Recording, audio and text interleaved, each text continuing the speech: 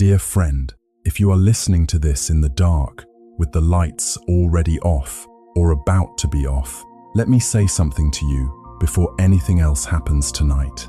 You are not broken. You are not doing this wrong. You have simply arrived at the hour when the mind, finally free of the day's demands, decides this is the moment to run. You know this hour. Perhaps you are in it right now. The body lies still, heavy, finally horizontal after a long day, and the mind takes this as its cue to begin. One thought leads to another, which leads to a memory, which leads to a worry about tomorrow, which leads back to tonight, and around it goes, again and again, a wheel that seems to turn itself, a conversation with no one that you cannot seem to end. You have tried to tell it to stop, you have tried counting, you have tried reasoning with it, and still, somehow, 3 a.m. finds you wide awake, replaying a sentence you said 6 years ago, or rehearsing one you have not said yet. Here is the gentle, almost absurd truth this night wants to offer you. The racing mind is not your enemy. It never was. It is only a mind that has never been watched gently, the way you might watch a small animal you do not wish to frighten. And when something is finally watched without force, without demand, it begins on its own, in its own time, to slow. Perhaps the question you have been asking yourself is not the right question. Perhaps you have been asking, how do I stop these thoughts? When the truer, softer question, the one that asks for nothing and yet changes everything, is simply, who is it, exactly, that is doing all this watching? You do not need to answer that tonight. You do not need to answer it ever, really. Just let the question sit there, like a stone dropped into still water, and let the ripples do what ripples do, which is, eventually, to settle. There is an old image that will return to you again and again tonight, so let me give it to you now, gently, the way one might hand a friend a small lantern before a long walk. The moon, hanging in the sky, does not reach down and enter the water of a lake or a pond or a puddle in the road. It does not strive. It does not try. The water, when it is calm enough, when it has been left alone long enough to settle, simply becomes still enough to hold the moon's reflection, whole and unbroken, as if the moon had always lived there. The moon does nothing. The water only rests, and in that resting, the reflection appears, perfect, without effort. Your mind, tonight, is like that water. It does not need you to chase the moon down, out of the sky. It does not need you to force the reflection into place. It only needs, very slowly, very gently, to be allowed to settle, the way water settles after a long disturbance, on its own schedule, in its own time, asking nothing of you but your willingness to stop stirring it. Let me tell you of a place where this was understood, a long time ago, a small temple, high on a mountain, where the snow falls so quietly in winter that even the oldest monks say they have never heard it land. It was there, in that hush, under that endless soft white, that an anxious merchant once arrived in the middle of the night, half frozen, half mad with worry, because his ledgers were not finished and his mind would not let him rest. Once, on a mountain so high that the clouds sometimes settled below it rather than above, there stood a small temple with a roof the color of old iron. The temple had no name that travelers used. They simply called it the Temple in the Snow, because for nearly half the year, that is what it was, a single dark shape, half buried, smoke rising thin and patient from a chimney that never seemed to go out. It was winter when the merchant came, the deep middle of winter, when the snow falls so steadily and so silently that a man walking through it loses all sense of how far he has gone. He came up the mountain path in the dark, his lantern swinging, his breath turning to white clouds in front of his face. And he did not come because he wished to see the mountain or the temple or the old monk who lived there. He came because he could not sleep, and a fellow trader, years before, had once told him, almost as a joke, that if a man's mind ever grew too loud to bear, he should climb to the temple in the snow and ask for the old monk there who, it was said, had a way of quieting things. The merchant's name does not matter for this story, and so we will not give him one. He is, in this telling, simply a man with too many numbers in his head. He sold cloth and grain, and sometimes spices brought from far to the south, and he had built, over 20 years, a modest fortune through care and worry in equal measure. But on this particular night, his ledgers were not balanced. A shipment had been delayed. A debt was owed to him that he feared he would never collect, and another debt, smaller but somehow louder in his mind, was owed by him and due within the week. He had sat at his table that evening, with his abacus and his brush and his long columns of figures, and the more he worked, the more the numbers seemed to slip and multiply, until he could not tell any more whether he was adding correctly or only adding his own fear, over and over, into every column. He had left his house at last, unable to bear another hour at that table, unable to lie down beside his sleeping wife and listen to his own heart hammering while she breathed so easily beside him. And somehow, without entirely deciding to, his feet had carried him out of the town and onto the mountain road, climbing through the snow toward a temple he had only heard of once, years ago, in passing. When he reached the gate, half frozen, his hands raw from the cold, an old monk was already there, as though he had been waiting, though of course he had not. He had simply heard footsteps on the path, long before the merchant arrived, the mountain being so quiet at that hour that even a distant boot crunching snow could be heard from far away. The old monk did not ask the merchant why he had come at such an hour, nor did he seem surprised in the least. He only opened the gate a little wider, gestured with one hand toward the warm light inside, and said nothing at all. Inside, the temple was small and plain, a single room with a low table, a brazier glowing red in one corner, and the smell of pine smoke and something faintly sweet, perhaps dried persimmon, hanging in the air.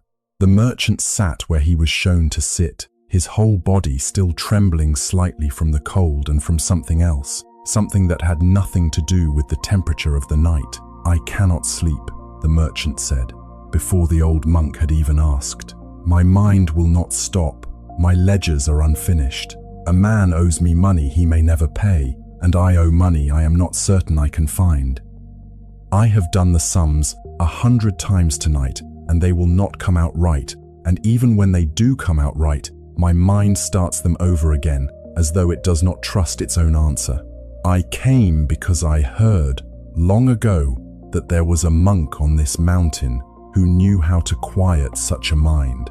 I am asking you please to tell me how." The old monk listened to all of this without moving, his hands folded in his lap, his face neither warm nor cold, simply attentive, the way a still pond is attentive to whatever falls upon it. When the merchant finished speaking, the old monk did not answer him in words. Instead, he reached for a small clay teapot resting near the brazier and 2 simple cups, and he began, without a word, to pour tea.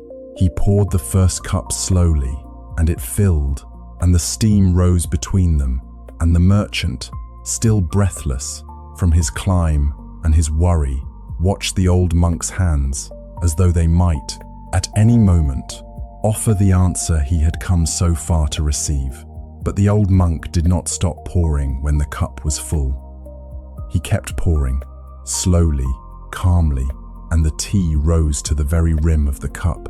And then, without the slightest change in his expression, the old monk continued to pour, and the tea began to spill over the edge, running down the side of the cup, pooling on the low wooden table, finding the cracks between the boards and disappearing into the dark beneath. "Stop," the merchant said, half rising, reaching for a cloth that was not there. "Master, the cup is full. It cannot hold any more. You are spilling it everywhere." The old monk set the teapot down gently, as though he had heard nothing urgent at all in the merchant's voice. He looked at the spreading tea on the table, unhurried, almost fond, the way one might look at rain finding its way along a familiar path. Then he looked up at the merchant, and for the first time he spoke. "Like this cup," the old monk said, "is your mind tonight. It is already full, so full that it cannot hold one more thought, one more number, one more worry, without spilling it back out onto the table of your life, where it only makes a mess that helps no one, least of all you. You came up this mountain in the snow, in the middle of the night, carrying a full cup, and you are asking me to pour more into it. There is nowhere for it to go. It can only spill.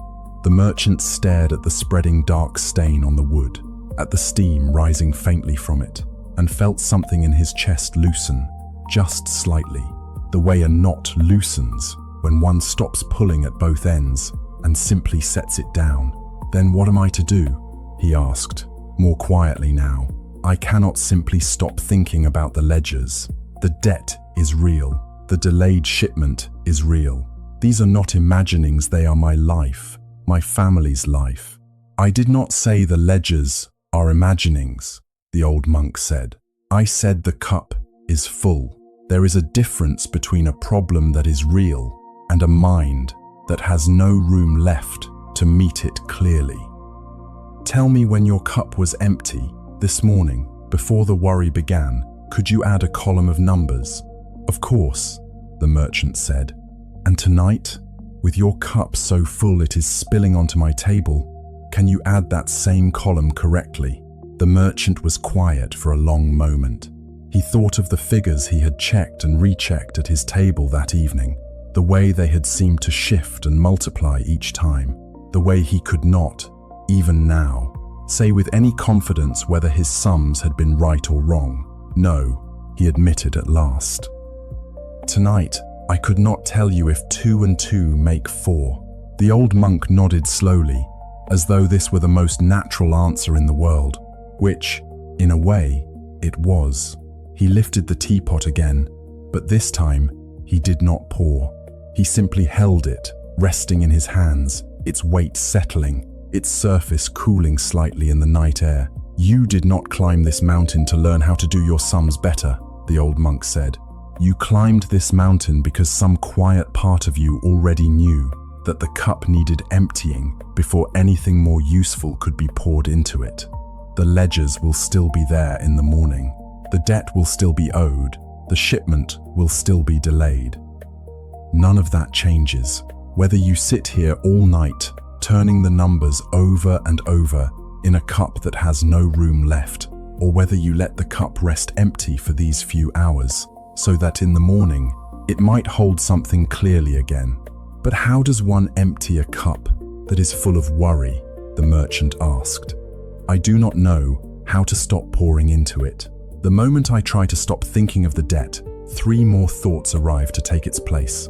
The old monk set the teapot down at last and turned, slightly, toward the small window of the temple, where the snow could be seen falling, slow and steady, flake by flake, in the lantern light outside. You do not empty a cup by fighting the pouring, he said. You empty it the way this mountain empties a cloud, not by struggle, but by stillness, by simply ceasing, for a while, to add anything more. Sit here with me, a moment. Do not try to think of your ledgers. Do not try, either, to not think of them. That, too, is a kind of pouring. Simply watch the snow falling outside the window, the way it falls without hurry, without effort, each flake finding the ground in its own time, asking nothing, demanding nothing, simply settling. And so, for a while, the story does not say how long, because in that small, warm room, with the brazier glowing and the snow falling outside the window, time itself seemed to soften its edges. The merchant sat beside the old monk and watched the snow fall. He did not solve his ledgers. He did not resolve his debt. He did not even try to stop thinking. He simply watched, the way one watches a fire, or a river, or indeed snow, without asking the snow to be anything other than what it already was. And somewhere in that quiet, without his quite noticing the moment it happened, the racing in his chest slowed. The numbers, which had been spinning behind his eyes all evening, multiplying and shifting and refusing to sit still, grew quiet too, not because he had defeated them, but because he had, for the first time that night, stopped pouring more into a cup that had nowhere left to put them. Later, and the merchant himself could never say exactly when, only that it happened, he found that his breathing had grown slow, and even that his shoulders, which had been drawn up near his ears for hours without his noticing, had loosened and dropped, and that the old monk had quietly refilled his cup once more, only this time stopping precisely at the rim. No more, no less, just enough. "Drink," the old monk said softly. "Not because the tea will solve anything, only because a cup that is not full to overflowing can finally hold something simple and warm and good." The merchant drank. The tea was warm and slightly bitter, and tasted, he thought, faintly of pine. And for the rest of that long winter night, he did not think once more of his ledgers. He thought of snow falling outside a small window, flake by flake, each one settling exactly where it needed to settle, asking nothing of the mountain, and the mountain, in turn, asking nothing of the snow. He slept, eventually, in a corner of that small temple, wrapped in a blanket that smelled of wood smoke, and when he woke the next morning, his ledgers were, of course, still unfinished. The debt was still owed, the shipment was still delayed. Nothing about his outer life had changed in the night, but something in him had emptied, just enough so that when he sat down again with his abacus and his brush, the numbers, for the first time in days, simply sat still and let themselves be added. Perhaps, dear friend, your own mind tonight is something like that cup, full, very full, with all the pourings of a long day, a long week, perhaps a long year. And perhaps you do not need, tonight, to solve a single one of the things inside it. Perhaps you only need, for these next few hours, to stop pouring anything more in and let it rest, the way snow rests on a quiet mountain, the way water rests until it is still enough to hold the moon. There is another teaching that speaks to this same quiet truth, carried not through words but through the antics of a small, restless creature who lived for a time in the garden of that same mountain temple. In the garden behind the temple in the snow, where in warmer months the monks grew vegetables and in winter the ground simply rested beneath its white blanket, there lived, for a season, a monkey. No one quite remembered how it had come to the temple. Some said it had followed a merchant's cart up the mountain and simply never left. Others said it had wandered down from higher slopes when an early frost drove it from its usual trees. However it had arrived, by the time this story takes place, the monkey had made the temple garden its home, and it was, by every account, never still. It leapt from the low stone wall to the bare branches of the plum tree, and from the plum tree to the eaves of the bell tower, and from the eaves of the bell tower back down to the wall again, often within the space of a few breaths. It chattered at falling leaves. It startled at its own shadow on bright days, and then seemed almost offended by its own fright, leaping twice as far the next moment, as if to prove something to no one in particular. The younger monks found it endlessly amusing. The cook found it endlessly maddening, since it had a habit of stealing whatever had been left to cool on the kitchen step. And the old monk, the same one who had poured tea until it overflowed for the anxious merchant, watched it with an expression that was neither amused nor maddened, but simply curious, the way one might watch weather. It happened that a young monk, newly arrived to the temple that same winter, found the monkey's behavior strangely troubling. He had come to the mountain seeking quiet, seeking the kind of deep stillness he had read about in old texts, the kind that masters were said to carry even while walking through a marketplace. And yet here was this small, frantic creature, embodying, it seemed to him, everything he was trying to escape in his own mind, the leaping from thought to thought, the startling at shadows, the chattering that never quite settled.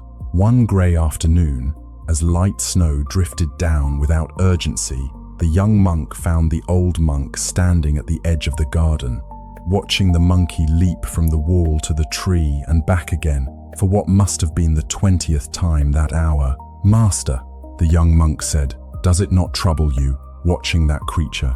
It never rests.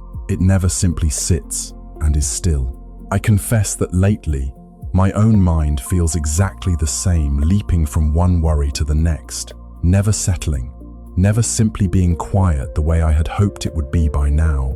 After so many months of practice, I have tried to make it stop. I sit in meditation and command it to be still, and it obeys for a breath, perhaps two, and then it is leaping again, just like that monkey, from thought to thought, with no more discipline than an animal in a tree. The old monk did not answer right away.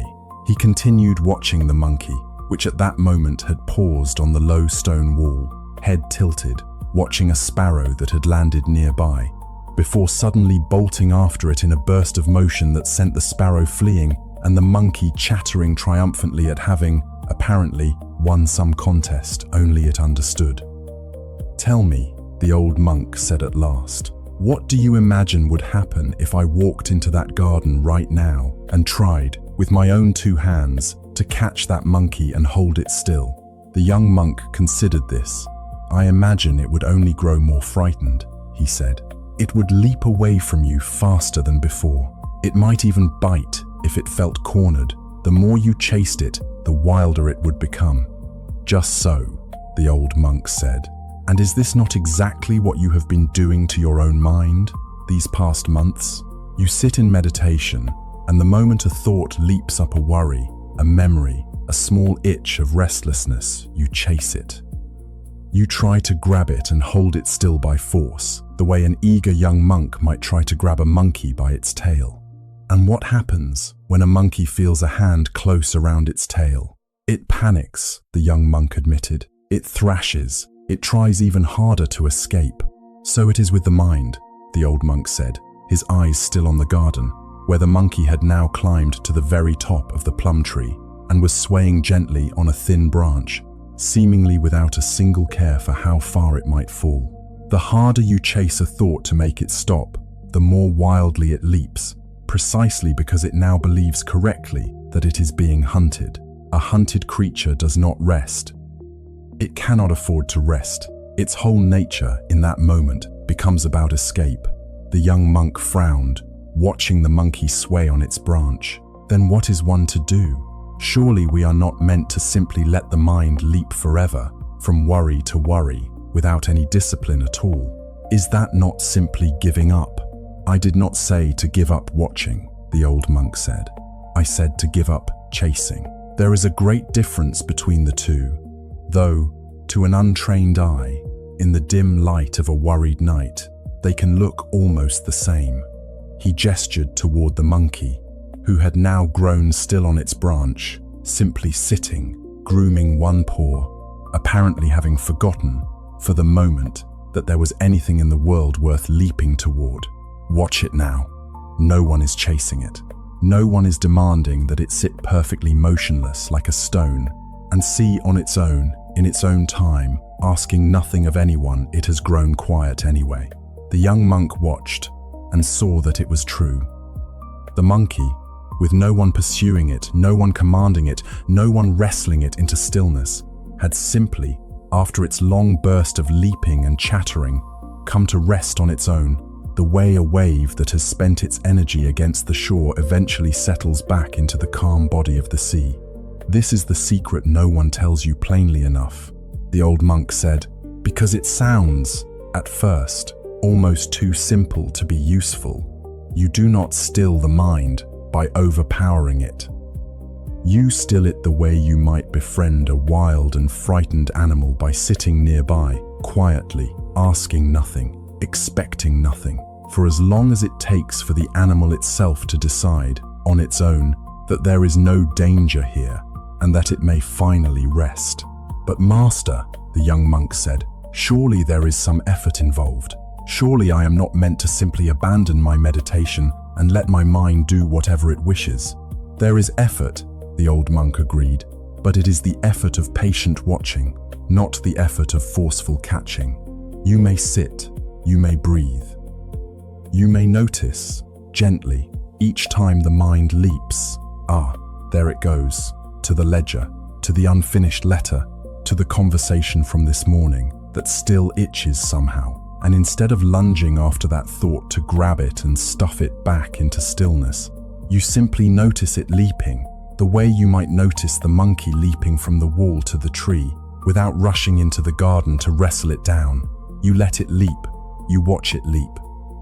And, in its own time, asking nothing of you but your patience, it tires of leaping, the way all things that leap eventually tire, and it comes, on its own, to rest. The young monk was quiet for a long while, watching the monkey now curled into a small, sleepy shape on its branch, its earlier frenzy entirely forgotten, as though it had never happened at all. "It is strange," the young monk said finally, "that the very thing I have been doing, chasing my thoughts, trying to catch them and force them still, is the very thing that has kept them leaping all this time." The old monk allowed himself, then, the faintest trace of a smile, though it was gone again almost as soon as it appeared. "Strange," he agreed, "and also, I think, very ordinary. Most minds learn this the same way, slowly, by accident, by finally growing too tired to keep chasing, and discovering, almost by surprise, that the moment the chasing stopped, so did the leaping." Snow continued to drift down over the garden as the two of them stood there, the young monk and the old, watching a monkey sleep on a branch it had, only minutes before, been swaying upon with what looked like wild abandon. Neither of them spoke again for some time. There seemed, in that particular silence, to be nothing further that needed saying. Later that same winter, the young monk noticed something further about the garden's restless visitor that he found himself returning to often in the months that followed. The monkey, he observed, never seemed to punish itself for its own leaping. It did not pause mid-leap to scold itself for having leapt at all, did not sit afterward in some posture of monkey shame, reviewing all the branches it should not have bothered with, all the shadows it need not have startled at. It simply leapt and rested and leapt again, each leap and each rest equally unburdened by judgment, the entire performance free of the particular cruelty human minds so often add to their own restlessness. The cruelty of believing that the leaping itself is evidence of some personal failing, rather than simply the ordinary nature of a young, energetic creature finding its way through an ordinary winter afternoon. The young monk began to wonder, watching this, whether his own racing thoughts might be met with that same simple absence of judgment, not celebrated, not punished, simply watched, the way one watches any creature being exactly what it is. Perhaps, dear friend, somewhere in your own chest tonight, there is a small creature leaping from one thought to the next, from one worry to another, chattering, startling, refusing to sit still no matter how firmly you have asked it to. Perhaps you have spent some time already tonight trying to catch it, trying to grab hold of your own racing mind and force it into silence. If so, you might simply try, for these next few minutes, to stop the chasing, not to defeat the leaping mind, only to stop hunting it. Let it leap a little longer if it must. Watch it the way one watches a monkey in a tree, with patience rather than urgency, and notice, perhaps without quite knowing when it happens, that on its own, in its own time, it begins slowly, quietly to come to rest. There is a teaching that follows naturally from this, about a young monk who, in his eagerness to find peace, very nearly exhausted himself trying to force it into being. This was not the same young monk who had watched the monkey in the garden, though he lived in the same temple, in roughly the same season, and perhaps it does not matter very much whether he was the same young man or another.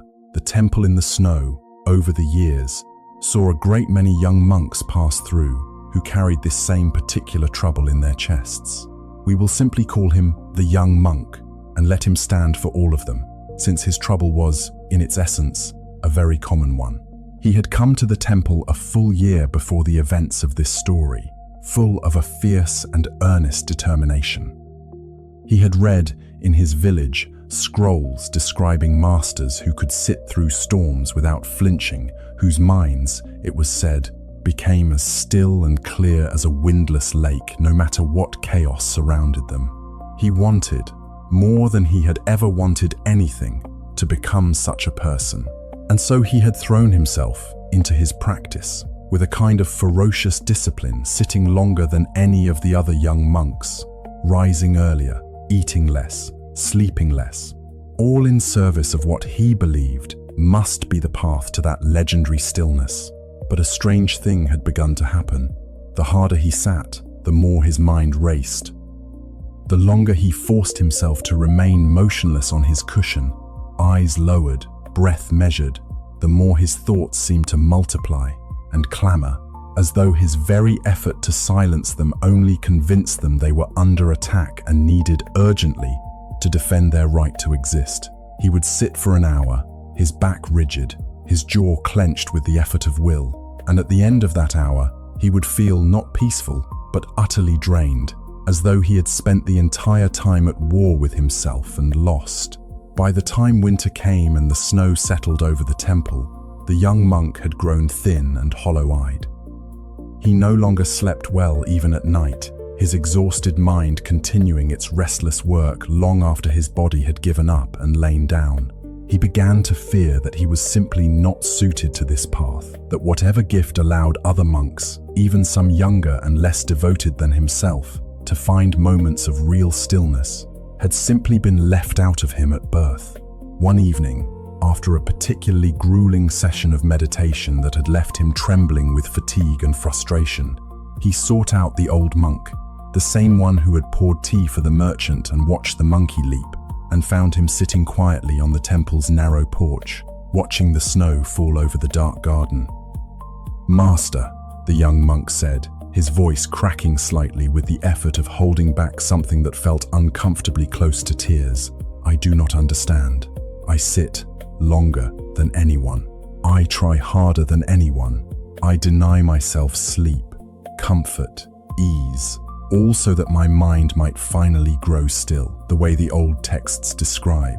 And yet the harder I try, the louder my mind becomes. It mocks me, almost as though my very effort to silence it only gives it more reason to speak. I fear I am simply incapable of what you and the other elders have achieved.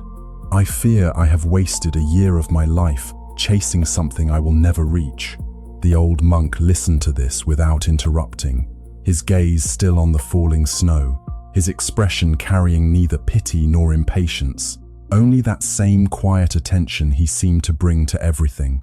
When the young monk finished, the old monk was silent for a long moment, long enough that the young monk began to wonder if he had heard the question at all. "Tell me," the old monk said finally, "when you sit and try so hard to make your mind still, who is it, exactly, that is trying?" The young monk blinked, caught off guard by the question. "I am," he said. "I am trying. My will, my effort, my determination, it is I who am doing all this trying.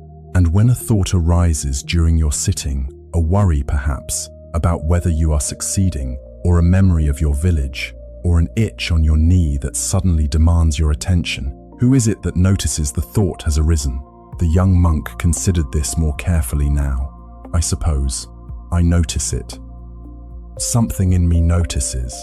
And is that something, the part of you that notices the thought arriving, is that the same as the thought itself? Or is it something else?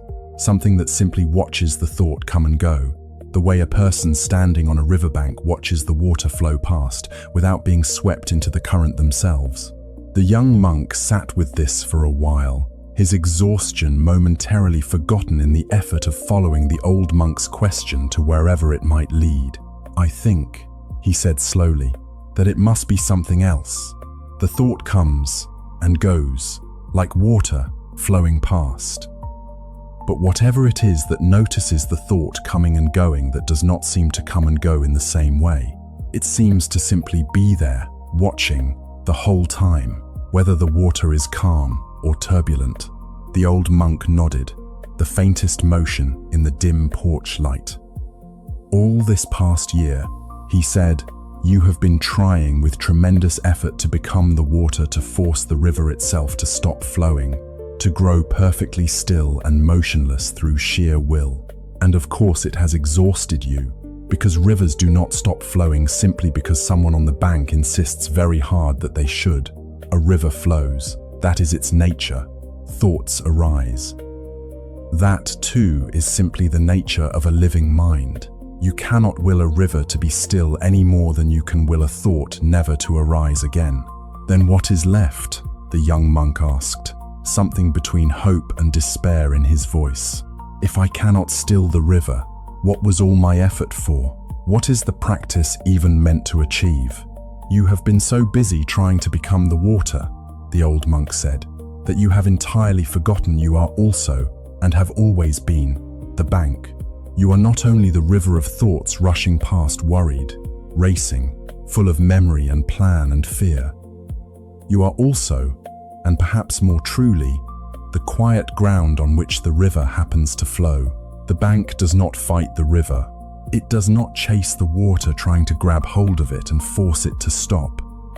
It simply stands, patient, unmoved by the water's turbulence, watching it pass and pass and pass, until, though the bank does nothing at all to cause this, the river, in its own time, in its own way, grows calm.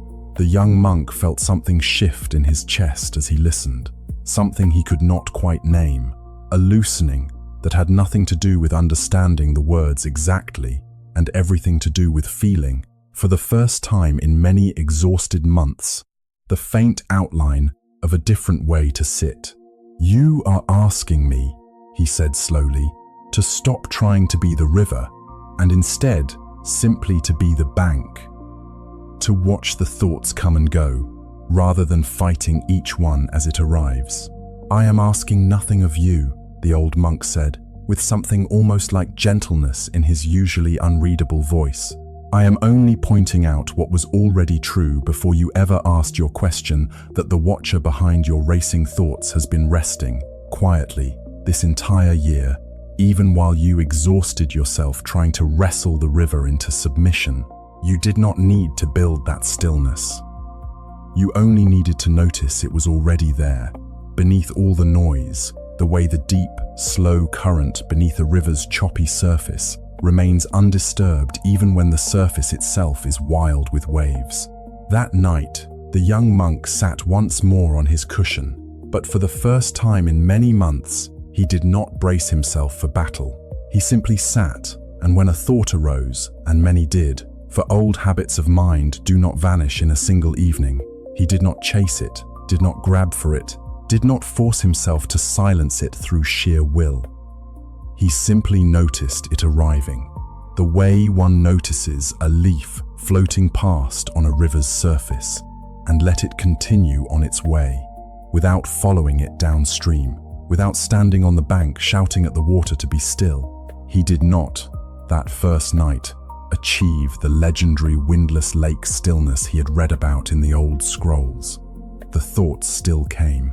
The mind still moved, the way minds do, the way rivers do, the way all living things that have not yet been asked to stop and simply be watched eventually move.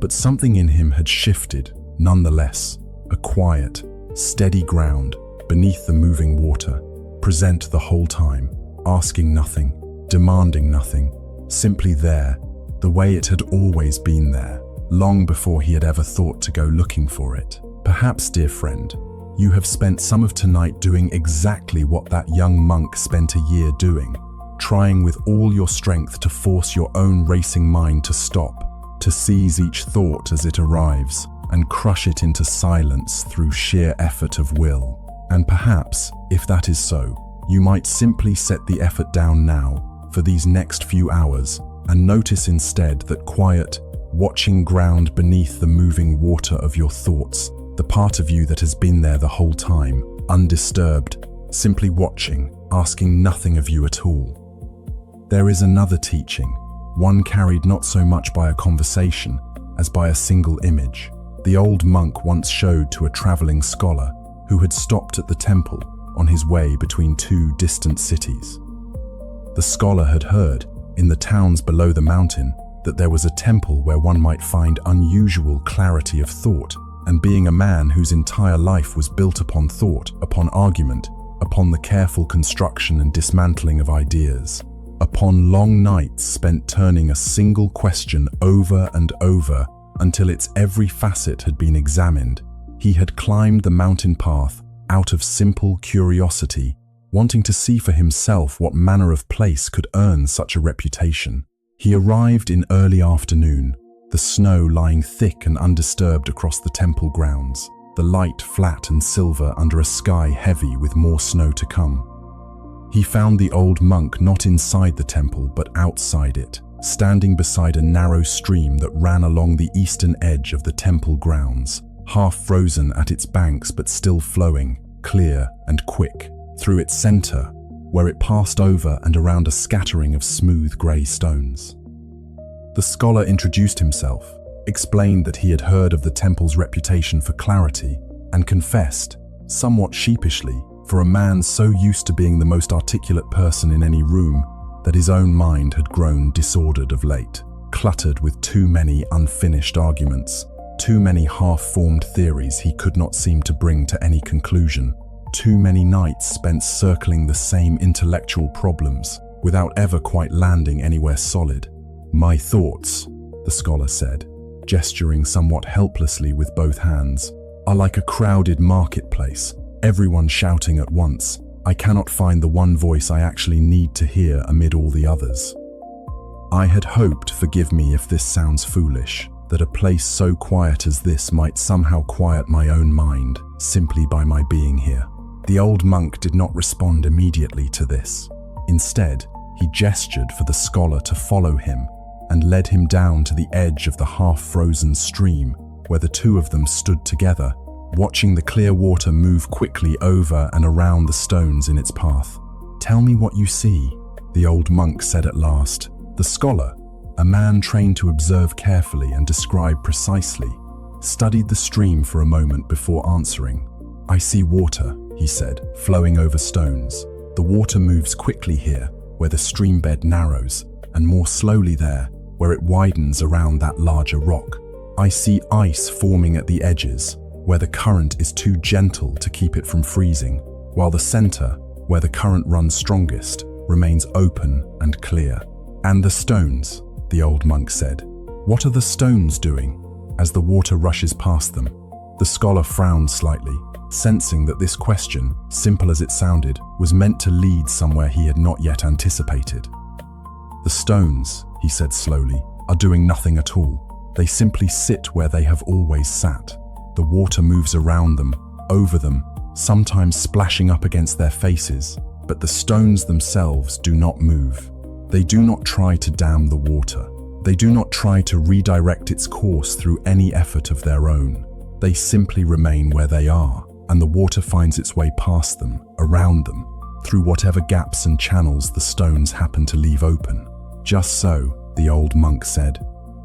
"Now, tell me, have you ever in your travels seen a stone grow exhausted from the effort of having water rush past it for years on end?"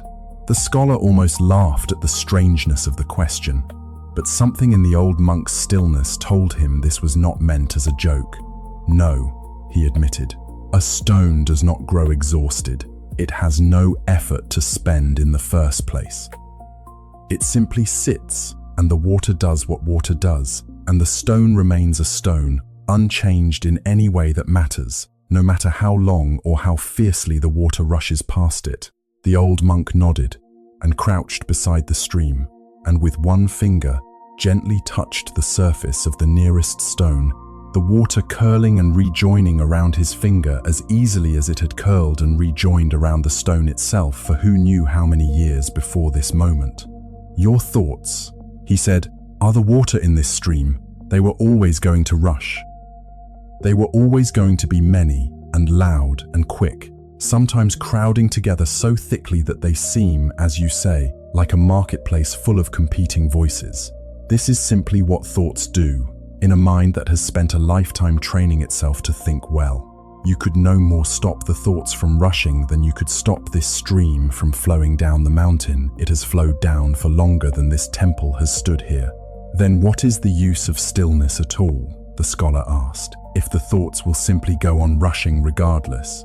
The use of stillness, the old monk said, straightening, is not to stop the water, it is to become the stone. You have spent your whole life believing that quiet thought means damned thought, that to find peace, you must somehow force the marketplace to fall silent, force every voice to stop speaking at once. But the stone does not dam the stream. The stone does not fight the water even slightly. It only sits, undisturbed, allowing the water to do exactly what water does, while the stone itself remains exactly what it has always been, solid, unhurried, untouched in its essential nature by the great rushing current that never, for one single moment, stops moving past it. The scholar looked back at the stream, at the many stones scattered along its length, some larger, some smaller, all of them simply resting in the cold, clear water, asking nothing of the current, demanding nothing of it, neither resisting it nor being swept away by it. "You are telling me," he said slowly, working through the image the way he might work through any argument, piece by careful piece, "that I do not need my thoughts to stop in order to find some peace. I only need to stop believing that I myself am the water, that I myself am being rushed and crowded and swept along by every thought that arises. I could, instead, simply be the stone the thoughts move past." "You could," the old monk agreed. "Or you could spend the rest of your life trying to dam a mountain stream with your bare hands, which I imagine would leave you considerably more exhausted than you already are." The scholar, despite himself, laughed quietly at this the first time, perhaps, that he had laughed in some weeks, caught off guard by how simply and how kindly the old monk had delivered what felt, suddenly, like an enormous relief. He stood beside the stream a while longer, watching the water rush past the unmoving stones, noticing, almost as an experiment, what it might feel like to imagine himself not as the crowded, hurrying current, but as one of those quiet grey stones present, unmoved, letting the marketplace of voices rush past without needing to silence a single one of them. He stayed at the temple only that one night, and left the next morning to continue on toward the distant city where his business awaited him. But travelers who met him in the months that followed sometimes remarked, with a kind of puzzled curiosity, that the once visibly harried scholar now carried himself with an unusual ease, not because his mind had grown any quieter, exactly, for he remained, by every account, just as quick and just as full of ideas as he had always been, but because something in the way he held those ideas had softened, had stopped straining against their constant motion, the way a stone, after enough seasons beside a stream, simply stops noticing the water at all, content to remain itself, unhurried, while the current does what currents have always done. It was said, by one merchant who encountered him a full year later at a roadside inn far from the mountain, that the scholar had taken to carrying a single smooth river stone in his sleeve during long debates and negotiations, a small private reminder, he confessed, when asked about the curious habit of an afternoon beside a half-frozen stream, when he had first understood that a mind need not dam its own rushing water in order to find some rest, but only needed to remember, now and again, that it was also, and had always also been, the quiet bank the water moved past. Perhaps, dear friend, the thoughts moving through your own mind tonight feel like that crowded marketplace, like that rushing stream, many voices, many currents, none of them especially willing to fall silent simply because you have asked them to. You do not need them to stop. You only need, for tonight, to imagine yourself not as the water being swept along, but as the quiet stone resting in its bed, letting the current move past you, around you, over you, while you yourself remain exactly as still, exactly as unhurried, as you have always somewhere beneath the noise already been. There is a shorter teaching that follows this same thread, carried in just a few words exchanged between the old monk and a visitor whose name the story never bothers to give, since he appears only long enough to ask his question and receive his answer. This visitor arrived at the temple one late afternoon, not seeking shelter from the cold or food for a long journey, but simply because he had heard, as so many had, that a monk on this mountain had a gift for untangling difficult minds. He found the old monk sweeping snow from the temple's stone steps, an endless task in that season, since new snow fell almost as quickly as the old snow could be cleared away. "Master," the visitor said, without much preamble, "I will ask you plainly, since I have only a short while before I must continue on my way. How does one turn off one's own thinking?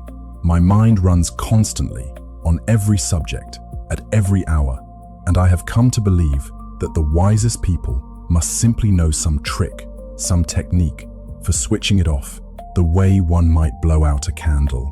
Will you tell me this trick?" The old monk continued sweeping for a moment, the broom moving in slow, even strokes across the stone, snow gathering at its edge and tumbling gently down the steps. Then he paused, leaned the broom against the temple wall, and looked at the visitor with an expression of mild, genuine curiosity, as though the visitor had just shown him something interesting rather than asked him a question. "Tell me," the old monk said, "who is it that wants to turn the thinking off?" The visitor blinked, somewhat thrown by this. "I do," he said. "I want to turn it off. My mind is exhausting. It will not rest. And this wanting," the old monk said, "this wanting to turn the thinking off, is this wanting itself a thought, or is it something else?"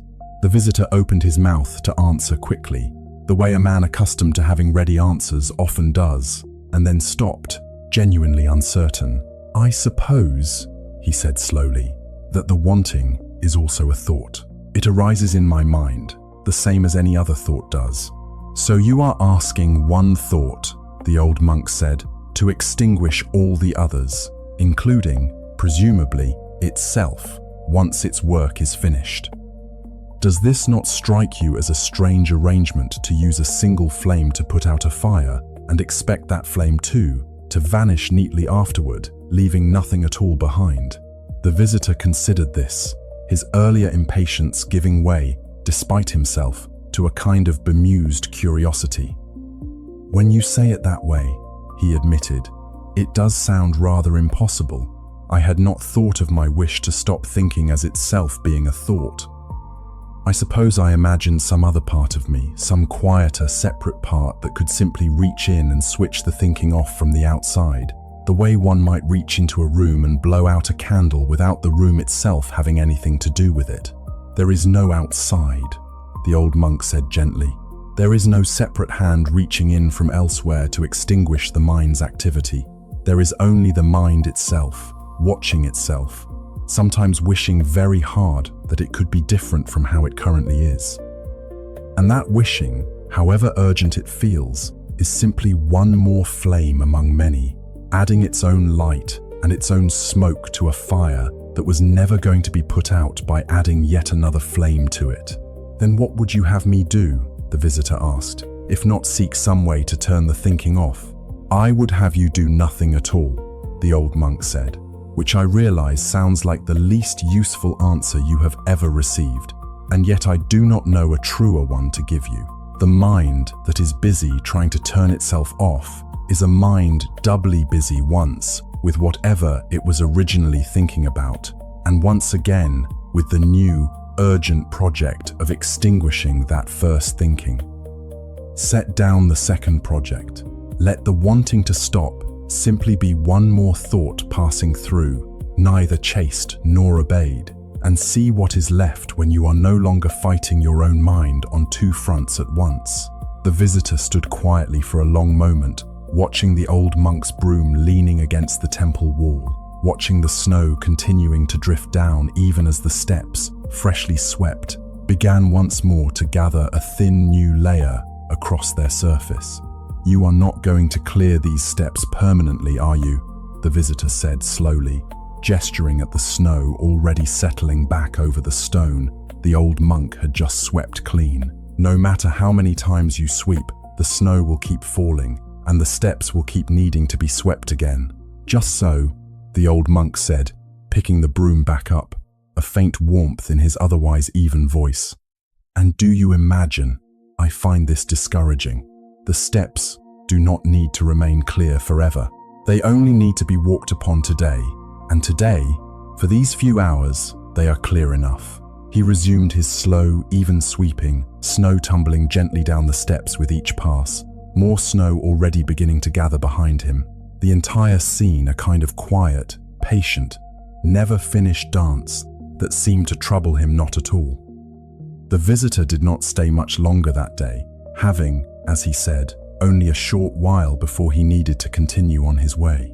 But he found, walking back down the mountain path in the fading afternoon light, that he had stopped, for the time being, trying to turn his own thinking off, and had instead simply allowed it to continue, unfought, the way snow continues to fall on a mountain that has long since stopped expecting otherwise.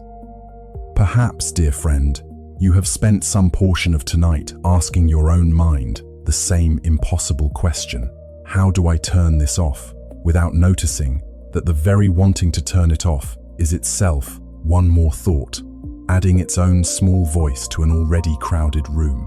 You do not need to extinguish anything tonight.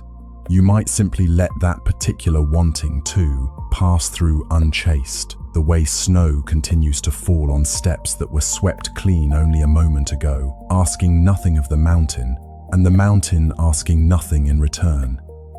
There is a teaching carried not through any visitor's question at all, but through the temple's own bell, which the monks rang each evening as the light failed over the mountain. The bell hung in a small wooden tower just beside the main hall, old and weathered, its surface a deep green bronze that had darkened further with each passing winter. It had been cast, the temple's records said, many generations before, by a craftsman whose name had long since been forgotten, though his bell remained, faithful, sounding each evening at dusk, regardless of who came to ring it, or what troubles that particular year happened to carry.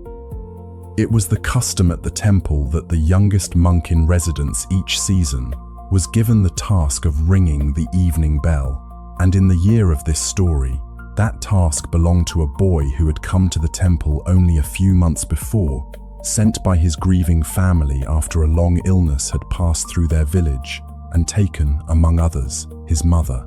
He was perhaps 11 or 12 years old, quiet in a way that worried the older monks slightly, since children, in their experience, were rarely quiet without some heavy reason underneath it. Each evening, the boy would climb the few wooden steps to the small bell tower, take hold of the thick rope attached to the bell's wooden striker, and pull. The bell would sound a long, deep, resonant tone that rolled out across the mountain, audible on clear evenings, even in the village far below, and the boy would then release the rope and stand quietly, waiting, as was the custom, until the sound had fully died away before climbing back down. One evening, the old monk happened to be standing nearby as the boy performed this small ritual, and noticed something he had not particularly noticed before, though he had heard this same bell rung every evening for more years than he cared to count.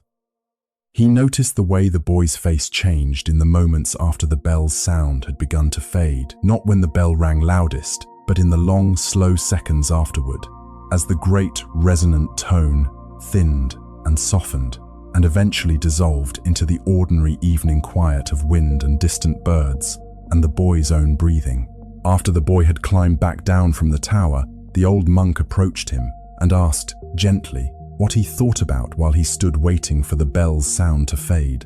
The boy considered the question seriously, the way children sometimes do when an adult finally asks them something that feels like it matters. At first, he said, I think about nothing in particular. The bell is so loud when it first rings that I cannot think of anything else at all. It fills up everything. The way the sound is bigger than any thought I might be having. But then, as it grows quieter, I start to notice the silence underneath it. It is strange. I never notice the silence at all when the bell is at its loudest. I only notice the silence once the bell has almost finished fading. in those last few moments before it disappears entirely. That is when the silence feels most.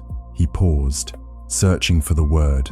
Most clear, most real, somehow. As though the silence was always there, waiting underneath the sound, and the only reason I can finally hear it is because the bell has agreed, at last, to stop. The old monk listened to this with the particular attention he reserved for moments he considered worth remembering, and after a pause, he said, "You have noticed something that many monks spend decades trying to notice, and you have noticed it after only a few months of ringing an evening bell. Tell me, do you think this is true only of the bell, or might it also be true of something else?" The boy thought about this for a long while, his earlier quietness deepening into something more like genuine contemplation rather than mere reticence. "I think," he said slowly, "that it might also be true of thoughts.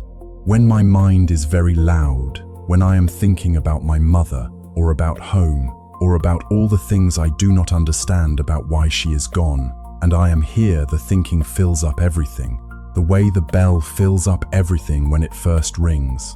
I cannot hear anything underneath it, but sometimes, late at night, when I have been lying awake thinking for a long while, the thinking eventually grows tired, the way the bell eventually grows quiet, and in those last moments before sleep finally comes, there is a kind of stillness underneath all the thinking that I never notice while the thinking is loud. It is only there, waiting, the same way the silence waits underneath the bell, for the moment the thinking finally agrees to grow quiet enough to let it through." The old monk said nothing for a long while after this, simply looking at the boy with an expression that, on anyone else, might have been called pride, though on the old monk's normally even features, it registered only as a faint, deep stillness of its own. You do not need to wait for grief, or thought, or worry to disappear entirely, the old monk said finally.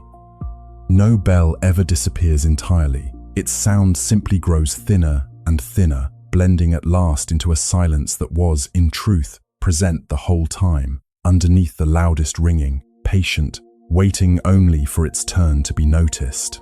Your mother's absence will not vanish from your thoughts, not this year, perhaps not for many years.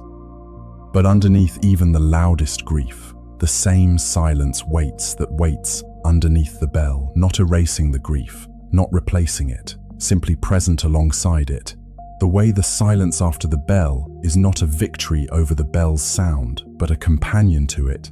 There, from the very first moment, the bell was struck, only too quiet, at first, to be heard.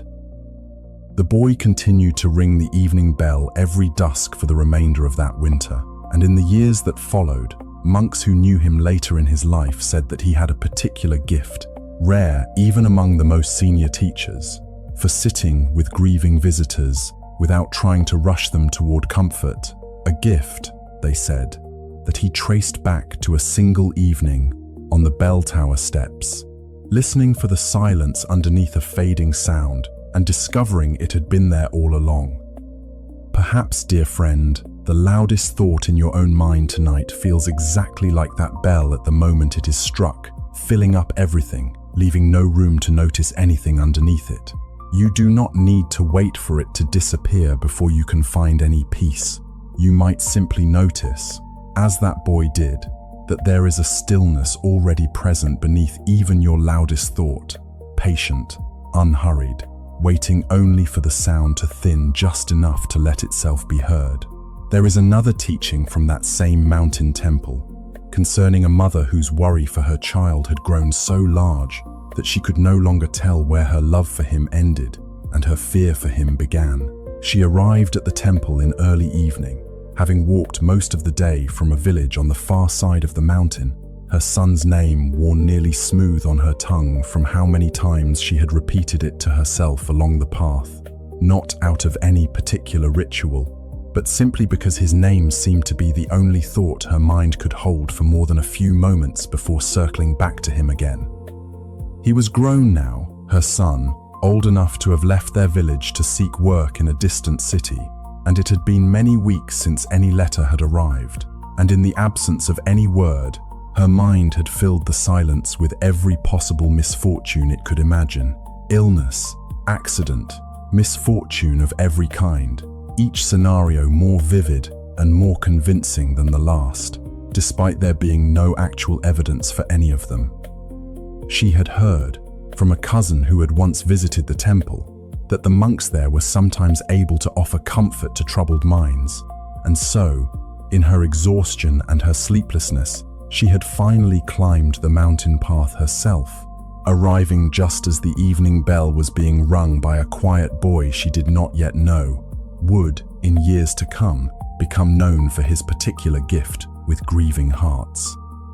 The old monk received her in the temple's small common room, where a fire burned low in the brazier, and listened as she explained, with the particular breathless urgency of a mind that has been alone with its fear for too long, the full extent of her worry, the missing letters, the imagined illnesses, the nights she lay awake constructing entire elaborate catastrophes in her son's life, each one feeling, in the moment of its construction, almost unbearably real.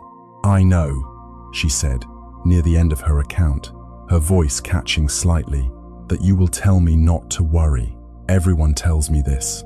My neighbors tell me this. My husband tells me this. And I understand, intellectually, that worry changes nothing, that it does not bring the letter any sooner, that it does not protect my son from any actual danger he may or may not be facing. And yet I cannot stop. The moment I tell myself not to worry, the worry simply returns, twice as strong, as though offended that I tried to dismiss it." The old monk was quiet for a moment, watching the low fire in the brazier, and when he spoke, it was not at all the response the mother had been bracing herself to hear. "I will not tell you not to worry," he said. "I think you have been told that quite enough already, by people who meant well and helped very little. Instead, I will ask you to do something else entirely. I will ask you to worry fully, completely, with your whole heart, but only for the space of 5 breaths. No more, and, for tonight, no less." The mother stared at him, certain she had misheard. "You wish me to worry on purpose. I came here hoping to be relieved of my worry, not instructed to practice it more deliberately." "You are already worrying with your whole heart," the old monk said. "You have been doing so for many days, perhaps many weeks now, almost without pause. What I am suggesting is not more worry, but a different shape, for the same worry, a worry that has a clear beginning and a clear end, rather than one that simply runs on without boundary through every hour of your day and night, blurring together until you can no longer tell where one worried thought ends and the next begins." He gestured for her to sit comfortably and to close her eyes if she wished, and then, in a low, steady voice, he guided her for the space of 5 slow breaths, no more to bring to mind every fear she carried for her son, fully, without flinching away from any of it. The illness she feared, the accident she imagined, the silence of the unanswered letters, all of it, held directly in her attention for those 5 breaths, with nothing softened, nothing minimized. And then, as the 5th breath came to its natural end, he said, simply, "Now let it go. Not forever, only for now. The worry may return, and when it does, you may give it 5 more breaths, fully, with your whole heart, and then release it again. But for the moments between, you are permitted to set it down, the way one sets down a heavy basket one has been carrying all day, not because the basket has become any lighter, but because the arms carrying it deserve, now and then, a genuine rest." The mother opened her eyes, somewhat startled by how strange, and yet how strangely effective this small exercise had felt. 5 breaths of worry, deliberately and fully felt, followed by 5 breaths, or perhaps longer, of simply not carrying it, at least for the time being.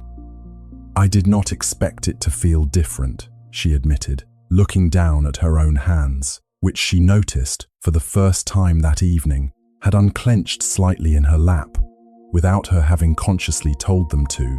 I have spent so many nights believing that the only two choices available to me were either to think about my son constantly, every waking hour, as proof of how much I love him, or else to somehow force myself to stop thinking of him altogether, which has always felt, whenever I have tried it, like a kind of betrayal, as though forgetting him even for an hour would mean I had stopped caring. I had never considered that there might be a third way to think of him fully, completely, and then, deliberately, to rest, the same way one might breathe in fully, and then, just as naturally, breathe back out. The breath itself is perhaps the oldest teacher we have for this, the old monk said, gesturing toward her own chest, which rose and fell, slow and steady now, in a way it had not been when she first arrived. No one breathes in and refuses, out of loyalty to the air already taken in, to ever breathe out again. The in-breath does its work fully, and then it yields, naturally, to the out-breath, and neither breath is considered more loyal or more loving than the other. They are simply two halves of the same single motion, each one incomplete without the other. Your worry for your son might be held the same way, fully felt, like a deep in-breath, and then fully released, like the out-breath that must, by its very nature, follow. The mother considered this, watching the low fire continue its steady, undemanding burn in the brazier beside them, the room around her warm and still, in a way that felt, after so many sleepless nights, almost unfamiliar. "And if the worry returns again in an hour," she said, "as I suspect it will, the moment I am alone again with my own thoughts, am I to simply repeat this 5-breath practice each time, for as long as the missing letters continue to be missing? For as long as it takes," the old monk said simply. "There is no fixed number of times this practice may be required before the worry finally exhausts itself or the letter finally arrives. Some nights it may return only once or twice. Other nights, I will not lie to you, it may return a dozen times before dawn, each return asking for its own 5 breaths, fully felt, before it can be set down again. This is not a failure of the practice. It is simply the practice itself, repeated as many times as the night requires, the way a wave returns again and again to the shore, without anyone considering the tide a failure for not settling permanently after its first retreat. A wave, the mother repeated, turning the image over. I had been thinking of my worry as a flood, something that simply rises and rises, without any natural ebb to it at all. But a wave is different. A wave always returns to the sea, eventually, no matter how high it rises against the shore. Every wave returns, the old monk agreed. It has never once, in the whole history of the sea, failed to do so. It may take longer on a stormy night than on a calm one, and the shore may feel, during the storm, as though the water will simply keep rising forever, with no ebb ever coming. But the ebb always comes. It is built into the very nature of what a wave is, not a flood that simply accumulates without end, but a rhythm, a rising and a falling, over and over, for as long as there is a sea and a shore for it to move between. She stayed only that one night at the temple, sleeping more deeply than she had in many weeks, and in the morning, she began the long walk back to her own village, carrying with her not a cure for her worry, exactly, but a different shape for it, 5 breaths at a time, fully felt, and then, deliberately, set down, even if only until the next wave arrived. Months later, a letter did finally arrive from her son. He had simply been traveling for work, farther from any post road than he had realized, with no easy way to send word, and by the time it came, she found that she had grown unexpectedly skilled at this practice of fully feeling her fear in brief, honored waves, rather than carrying it as one unbroken weight, a skill that she suspected, though she could not have said exactly why, would serve her for the rest of her life, through whatever other griefs and worries it was bound, eventually, to bring her. Perhaps, dear friend, there is a worry of your own circling tonight for someone you love, for something unresolved, for a fear that returns each time you try to set it down entirely. You do not need to banish it completely before you can rest. You might simply give it its 5 full breaths, fully felt, and then, for a while, set it down. The way one sets down a basket carried too long, not because it has grown lighter, but because your arms, tonight, deserve their rest.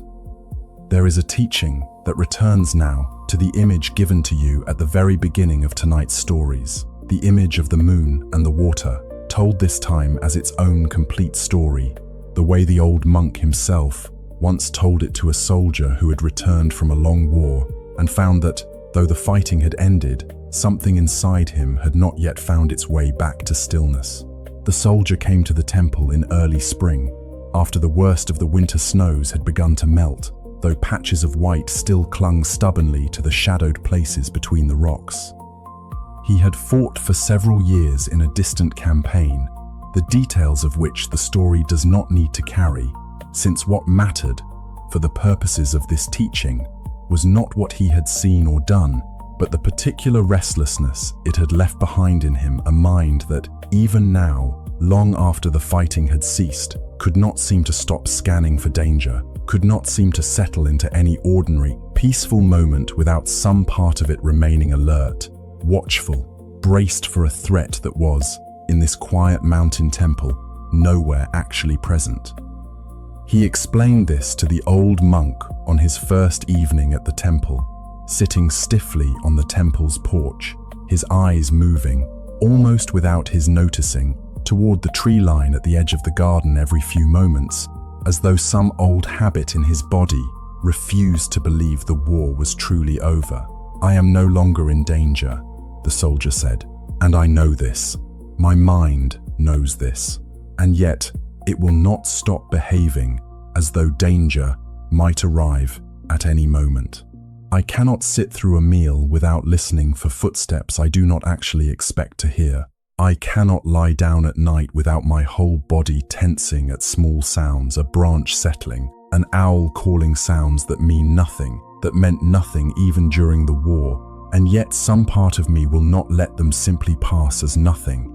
The old monk listened to all of this with his usual quiet attention, and then, rather than answering directly, he invited the soldier to walk with him to the small pond at the edge of the temple grounds. Not the same stream where the scholar had once watched water move around stones, but a still, round pond, fed by a hidden spring that the monks used for washing and for quiet contemplation alike. It was early evening by the time they reached it, the sky beginning to deepen toward dusk, and the moon, though faint still in the lingering daylight, had already begun to rise above the eastern ridge.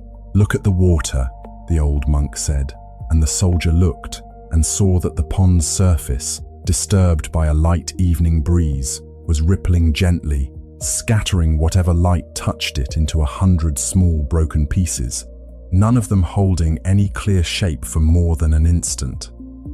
"Now watch," the old monk said, and the two of them stood together in silence as the breeze, in its own time, without either of them doing anything at all to encourage it, began to die down with the settling of dusk.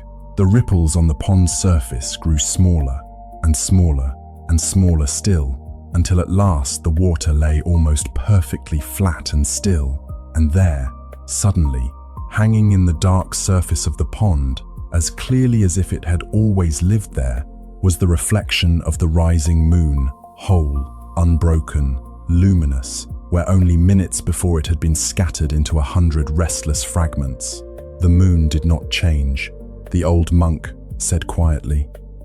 It was exactly as whole, exactly as luminous, the entire time the water was rippling and broken. It did not strive to fix its own reflection. It did not reach down into the water and force the ripples to be still. It simply waited, the way the moon has always simply waited, patient beyond any human patience, for the water to do what water eventually does on its own, asking for nothing, which is to settle. The soldier looked at the moon's reflection, whole and clear now on the dark surface of the pond, and felt something in his own chest, some old and familiar tightness, loosen very slightly, though he could not yet have explained why. "You are telling me," he said slowly, "that my mind is the water, and that whatever wholeness I am seeking, whatever peace I had before the war, or perhaps a peace I have never quite had at all, is like that moon, still there, still whole, waiting the entire time, even while my mind, my own personal water, has been rippling and breaking it into 100 restless, broken pieces." "Just so," the old monk said, "your mind has been disturbed by danger that was once real, and is now, here, in this quiet place, no longer real, though your body has not yet fully believed this. The disturbance was earned. It was not foolish, or weak, or a failure of will. A mind that has faced real danger learns, quite sensibly, to keep watching for more of it. The same way a pond disturbed by a long storm does not grow calm again the instant the storm itself has passed. But the wholeness you are seeking was never destroyed.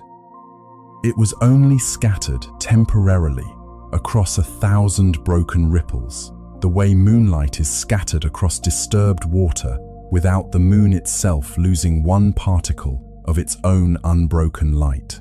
"How long?" the soldier asked, watching the moon's reflection sitting calm and entire on the pond's dark surface before the water settles on its own. "I do not feel as though I can simply command myself to stop rippling, any more than that young monk you must have counseled at some point could command his own racing thoughts to be still through sheer effort of will. I do not know how long," the old monk admitted. No one can say, watching any particular pond, exactly when the last ripple will finally settle.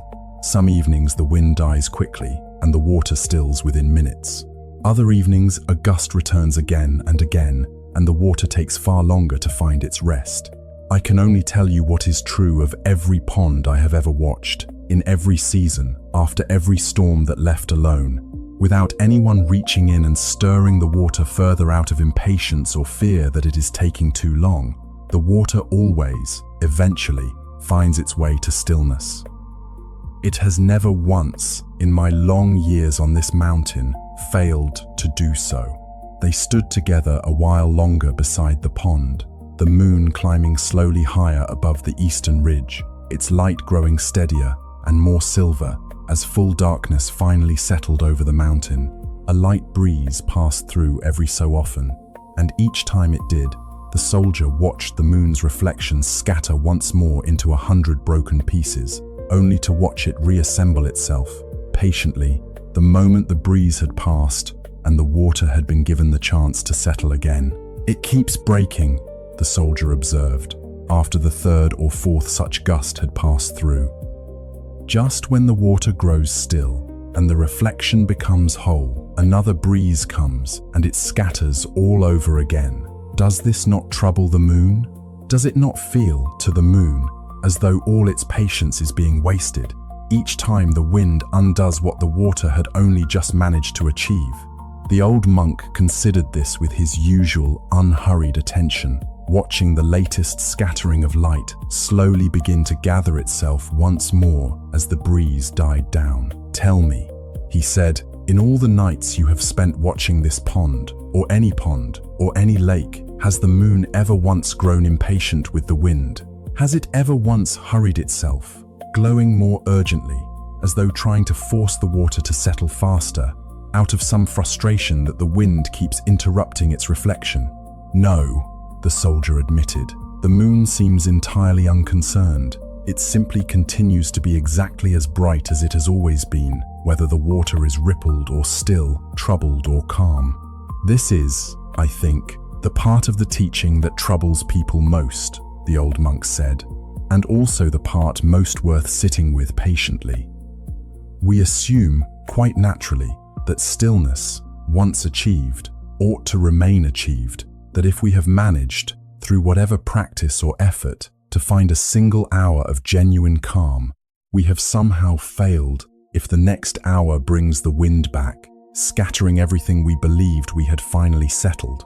But the moon does not measure its own worth by whether the water happens to be calm in any particular hour. It simply remains itself, available, whole, exactly as luminous during the roughest gust as during the calmest midnight, trusting, though trust may be too active. A word for something so simple that the water will return to stillness again, in its own time, exactly as it has every single time before. The soldier thought of his own nights since returning from the war, the occasional evening when sleep had come easily, followed almost inevitably by a night or two of old vigilance returning in full force, his body tensing at every small sound, exactly as it had during the worst of the fighting, and how each time this happened, he had felt not merely the discomfort of the vigilance itself, but a deeper despair at having believed, foolishly it now seemed, that he had finally moved past it for good. "I have been treating each calm night as a finish line," he said slowly, working through the thought as he spoke it, "and each restless night afterward as proof that I had failed to actually cross it. But you are telling me there is no finish line. There is only the moon, continuing to shine, and the water, continuing to ripple and settle for as long as wind continues to exist on this mountain, which I imagine will be for as long as the mountain itself stands." "Just so," the old monk said, "and I will tell you something further, which you may find either discouraging or freeing, depending on how you choose to receive it. I am an old man now, and I have lived on this mountain for the greater part of my life, and there are still nights, even now, when some old gust of memory or worry passes through my own mind and scatters whatever stillness I had only just managed to find. I do not consider this a failure of my practice after all these years. I consider it simply the nature of water, which is to ripple when the wind moves through it, and to settle again once the wind has passed, endlessly, without any final, permanent stillness ever being required or even particularly desired. A pond that never rippled at all would not be a living pond. It would only be a frozen one, and frozen water reflects nothing at all, however still it might appear. The soldier looked back at the pond, where the moon's reflection now lay whole and steady once more after the breeze's most recent passing, and felt, for the first time since his return from the war, something other than despair at the prospect of more restless nights still ahead of him. There would be more wind, there would be more scattering, but there would also, he now trusted, be more settling each time, in its own unhurried way. And perhaps that endless rhythm itself, ripple and settle, was not a sign of failure at all, but simply the ordinary, living motion of any pond, any mind, any person who had not yet, and might never, freeze entirely solid. The soldier stayed at the temple for the remainder of that spring, and the monks who lived alongside him during those months said that they noticed, gradually, a change in him that none of them could point to any single cause, for his eyes drifting less often toward the tree line at the edge of the garden, his shoulders settling lower at the dinner table, his sleep, by his own quiet account, growing easier by slow degrees. The way water grows calm, not all at once, but ripple by ripple, each one a little smaller than the last, until one evening, without his quite noticing the moment it happened, there were no ripples left at all, only the moon, whole and steady, resting in still water that had, in its own time, finally settled. Perhaps, dear friend, your own mind tonight feels like that rippled pond, scattering whatever peace you are seeking into 100 small broken pieces that never quite hold their shape. You do not need to fix the water by force. You do not need to know exactly how long the settling will take. You might simply trust, the way that soldiers slowly learn to trust, that the moon above you has not gone anywhere at all, and that the water beneath it, left alone, without further disturbance from your own striving, knows the way water has always known exactly how to become still. There is a quieter teaching now, carried not by any visitor's question at all, but simply by the old monk himself, in the ordinary, unremarkable rhythm of his own days, as observed over many seasons by the monks who lived alongside him. It was said among the younger monks at the temple that the old monk had not always been as still as he now appeared. An even older monk, long since passed, who had trained him decades before, was remembered to have said, more than once, that the young man who would one day become the temple's quiet, unshakable elder had, in his own early years, been every bit as restless as any seeker who ever climbed the mountain seeking his help. A young man whose mind, by his own later admission, had once raced just as fiercely as the merchant's, leapt just as wildly as the monkey in the garden, fought against itself just as exhaustingly as the young monk who had tried to force his river still through sheer will. What had changed over the many years between that restless young man and the still old monk he eventually became was not that his mind had stopped producing thoughts.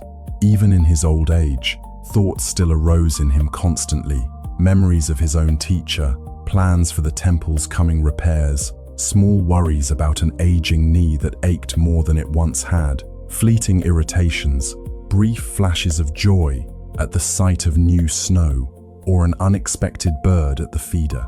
His mind, in this respect, had never become anything other than an ordinary human mind, full of the same restless traffic that fills every mind that has not yet stopped breathing. What had changed, instead, was his relationship to that traffic. Where once he had fought each thought as it arose, trying to silence the unwanted ones, trying to hold on to the pleasant ones, exhausting himself in an endless campaign of acceptance and rejection, he had, somewhere in the slow accumulation of years and seasons and quiet mornings on the temple porch, simply stopped fighting. A young monk once asked him directly about this, having noticed, with some puzzlement, how unaffected the old monk seemed even by news that might reasonably have troubled him. A difficult letter from a distant relation, an unexpected expense the temple could ill afford, a minor dispute among two of the younger monks that might, in another household, have caused considerable strain. "Master," the young monk said, "does nothing trouble you? I have watched you for many months now, and you seem to receive whatever arrives, good news or difficult news, pleasant thoughts or unwelcome ones, with precisely the same quiet attention. Do you simply no longer feel troubled by anything, or have you found some way to suppress the feeling before it reaches you?" The old monk considered this question for a while. In the unhurried way he considered most things before answering. "I feel everything that arrives," he said. "When the letter came with difficult news, I felt the difficulty of it, fully, in my chest, the same as you would have felt it. When the dispute arose between the younger monks, I felt the discomfort of that too, the small ache of wishing it had not happened. I have not found a way to stop feeling. I do not think such a way exists, nor do I think I would want it if it did, since a person who felt nothing at all would hardly be a person worth knowing." "Then what is different?" the young monk asked. "If you feel the difficulty just as I would, why does it not seem to disturb your peace the way it would disturb mine? I have come to think of each thought, each feeling, each piece of news as a guest arriving at the temple gate," the old monk said. "Some guests are welcome the moment they arrive. Good news, a pleasant memory, the simple joy of morning light on snow. Other guests arrive less welcome, a worry, a grief, an irritation, a fear. In my younger years, I treated the unwelcome guests very differently from the welcome ones.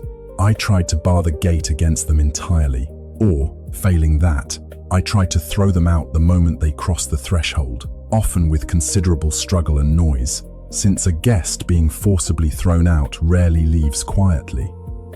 And the welcome guests, I tried instead to chain to the gatepost, refusing to let them ever leave, clinging to each pleasant thought or feeling long after its natural visit had run its course, which, as you might imagine, made those guests grow restless and unhappy in their own way, the way any visitor grows uncomfortable when their host will not let them go home."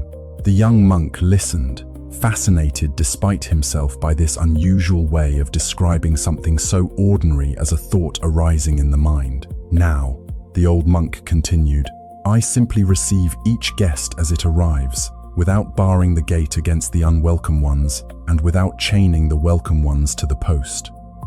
I let the difficult letter's news come fully into the room of my attention, feel its full weight, offer it tea, so to speak, and sit with it for as long as it wishes to stay.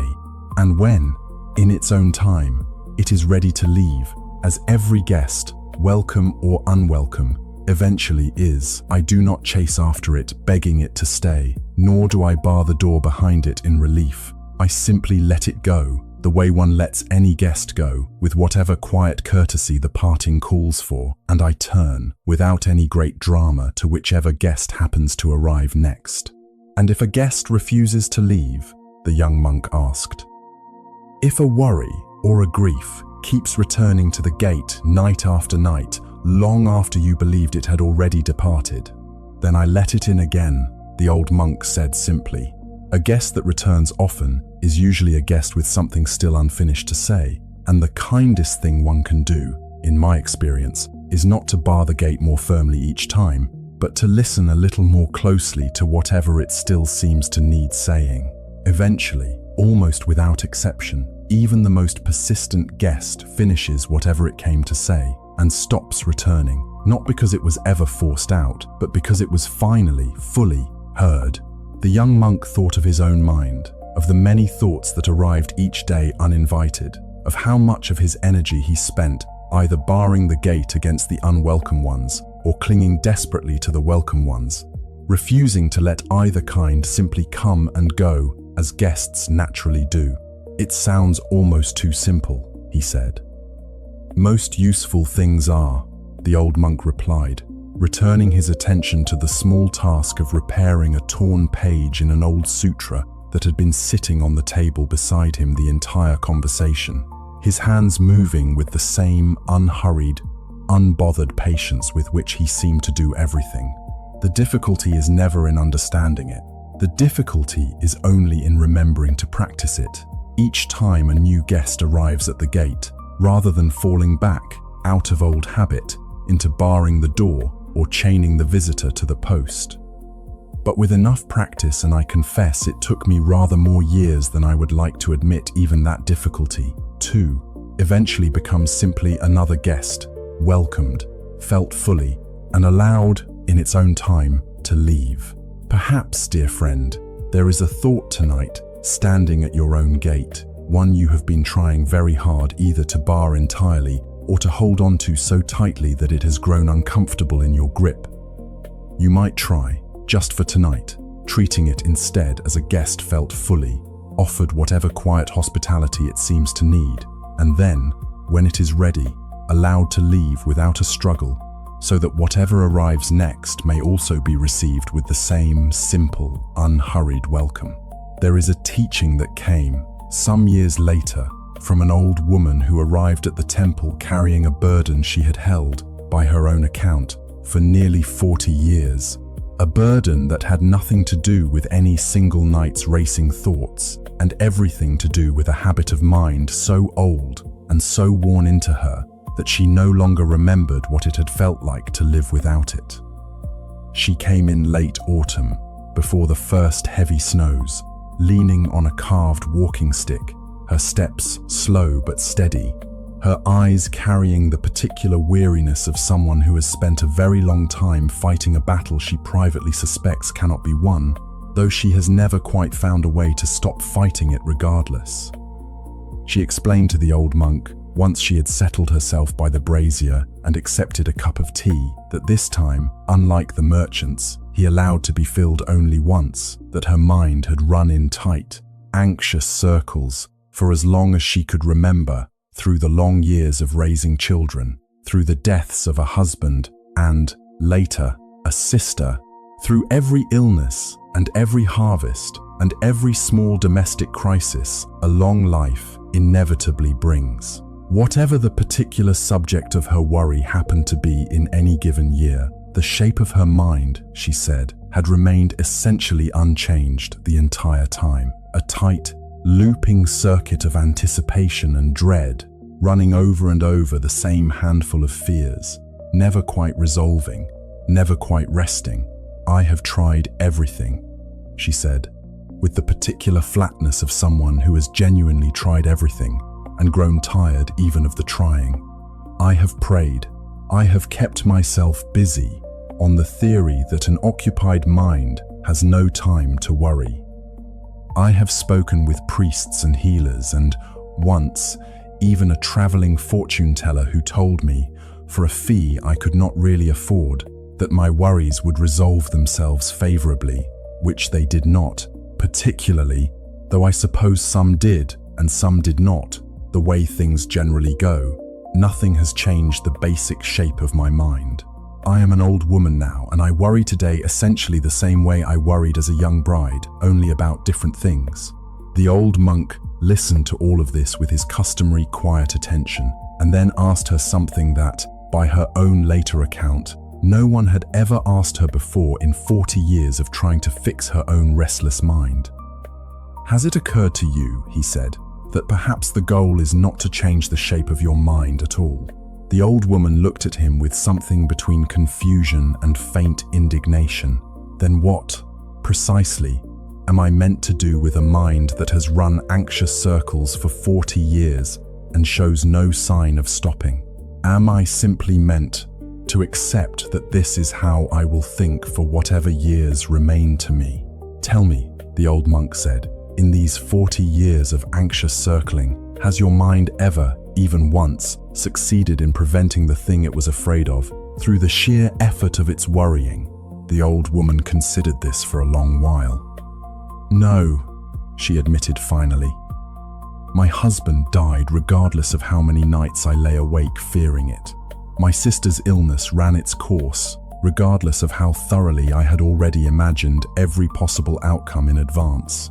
The worrying never once changed a single outcome. If anything, I think it only cost me a great many hours of peace I might otherwise have had, in years when, looking back, things mostly turned out as well as they reasonably could have. And yet," the old monk said gently, "I suspect some part of you still believes, even now, that the worrying is doing something useful, perhaps protecting you, in some way, from being caught unprepared. Or perhaps simply feeling, after 40 years of habit, like the only responsible way to love the people and the life you care about." The old woman's eyes grew slightly damp at this, though she did not entirely understand why. "Yes," she said quietly, "I think that is exactly it. If I am not worrying about my children, my grandchildren, whatever harvest or illness or difficulty is current at the moment, then it feels as though I have somehow stopped caring about them. The worry feels, after all these years, almost like a form of love, the only form I know how to offer when I cannot actually do anything more practical to help."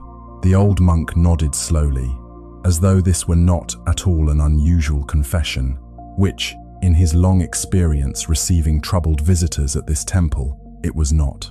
"This is, I think, the oldest and most stubborn knot in the whole practice of finding peace," he said.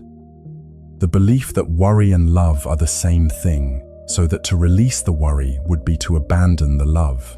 But consider, does a candle need to also be smoke in order to give light? Does the warmth of a fire require also the choking grey haze that sometimes rises with it? Or can a fire burn clean, warm, bright, giving exactly the same warmth and exactly the same light, without the smoke at all? I do not know," the old woman admitted. "I have never seen a fire without at least some smoke. Nor have most people," the old monk said. "And so most people assume, understandably, that smoke is simply part of what fire is. But a skilled firekeeper learns, over years, how to tend a fire so that it burns hot and bright, with far less smoke than an untended one, not because the love of warmth has lessened, but because the fire has been tended with more care, more attention, less smothering. Your love for your children does not require the smoke of 40 years of anxious circling in order to remain real, or sufficient, or whole. The love can remain exactly as warm, exactly as bright, while the smoke, the worry that never once changed an outcome, only cost you peace, is allowed, slowly, with practice, to clear." "How does one learn to tend the fire this way?" the old woman asked, "after 40 years of only ever knowing the smoky kind." "Slowly," the old monk said honestly. I will not pretend to you that the habit of 40 years dissolves in a single evening's conversation, however pleasant the tea or however clever the metaphor of fire and smoke. But you might begin, simply, by noticing each time the old circling worry arises about one of your children or grandchildren, by asking yourself, gently, without judgment, is this worry actually warming anyone, or is it only smoke? Sometimes you will find a genuine ember of useful concern underneath the smoke, a real precaution worth taking, a real conversation worth having. Take that ember and act on it, if action is truly called for. But the smoke itself, the looping, repetitive, actionless circling that changes nothing and exhausts only you may, with practice, learn to simply let drift up and away, the way smoke has always drifted up and away from any fire, clean or otherwise, without anyone needing to chase it back down. The old woman left the temple the following morning, no longer young, her 40 years of habit not erased in a single visit, but carrying with her, nonetheless, a question she found herself asking quietly, almost without meaning to. Each time the old familiar circling began again in the months and years that followed, is this warming anyone, or is it only smoke? And though she could not have said, looking back from an even older age many years later, exactly when the balance had shifted, she found, eventually, that her fire burned a good deal cleaner than it once had, the warmth of her love for her family undimmed, the smoke that had once seemed inseparable from it gradually, patiently, allowed to clear. Perhaps, dear friend, there is a worry circling in your own mind tonight that you, too, have come to believe is simply a form of love, a worry you fear releasing, lest releasing it mean you have stopped caring about whatever or whomever it concerns. You might ask it gently, the same question that old woman learned to ask. Is this warming anyone, or is it only smoke? And if it is only smoke, you might let it drift, just for tonight, up and away, trusting that the warmth underneath it, the love itself, needs no smoke at all in order to remain exactly as real, exactly as whole, as it has always been. There is one more teaching from the long middle of this temple's history, concerning a widow who came to the mountain not because her mind raced with worry exactly, but because her grief had left her so exhausted by her own ceaseless inner replaying of the past that she could no longer tell the difference between mourning her husband and simply being unable to stop thinking about him. She arrived in early summer, the mountain green and full of birdsong, a season that felt, to her, almost cruelly cheerful given the heaviness she carried within her. Her husband had died the previous winter.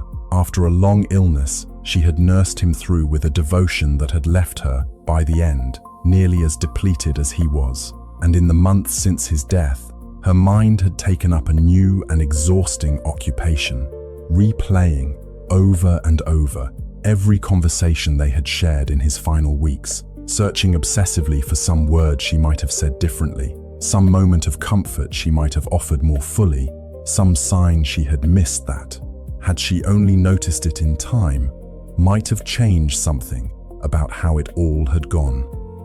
I know he is gone, she told the old monk, sitting in the same small common room where the merchant and the mother and the scholar had each, in their own seasons, sat before her. I have accepted that. What I cannot stop doing is returning, every single night, to the same handful of memories from his final weeks, turning them over and over, as though there is some answer hidden in them that I have not yet found, though I have searched them now 1,000 times and found nothing new in any of them. The old monk listened, and then asked her, gently, what she imagined she was searching for in those nightly replayings. She considered this for a long while before answering, her hands wrapped around her tea, which had grown cold without her noticing. I think, she said slowly, I am searching for some way to have loved him better than I did. As though, if I replay it enough times, I might find a version of those final weeks where I did everything perfectly, said exactly the right words at exactly the right moments, and somehow, in finding that perfect version, I might feel that I had truly done right by him, rather than simply doing what I could, imperfectly, in the exhausted, frightened state any person nursing a dying spouse inevitably finds themselves in. And in all your 1,000 replayings, the old monk asked, have you ever once found that perfect version you are searching for? No, she admitted. Every time, I find new ways to fault myself instead. A sharper word I should not have spoken on a difficult night. A moment I left the room for a few minutes rest when perhaps I should have stayed. The replaying has never once given me the comfort I am searching for. It has only ever given me more material for self-reproach. The old monk nodded slowly, and then rose, without explanation, and walked to a small shelf at the edge of the room, returning a moment later with a simple wooden bowl, cracked clean across its base. The crack filled and sealed with a thin seam of gold lacquer that caught the firelight as he held it. This bowl, he said, setting it gently on the table between them, was broken some years ago by a careless young monk who has long since left this temple and gone on to his own life elsewhere.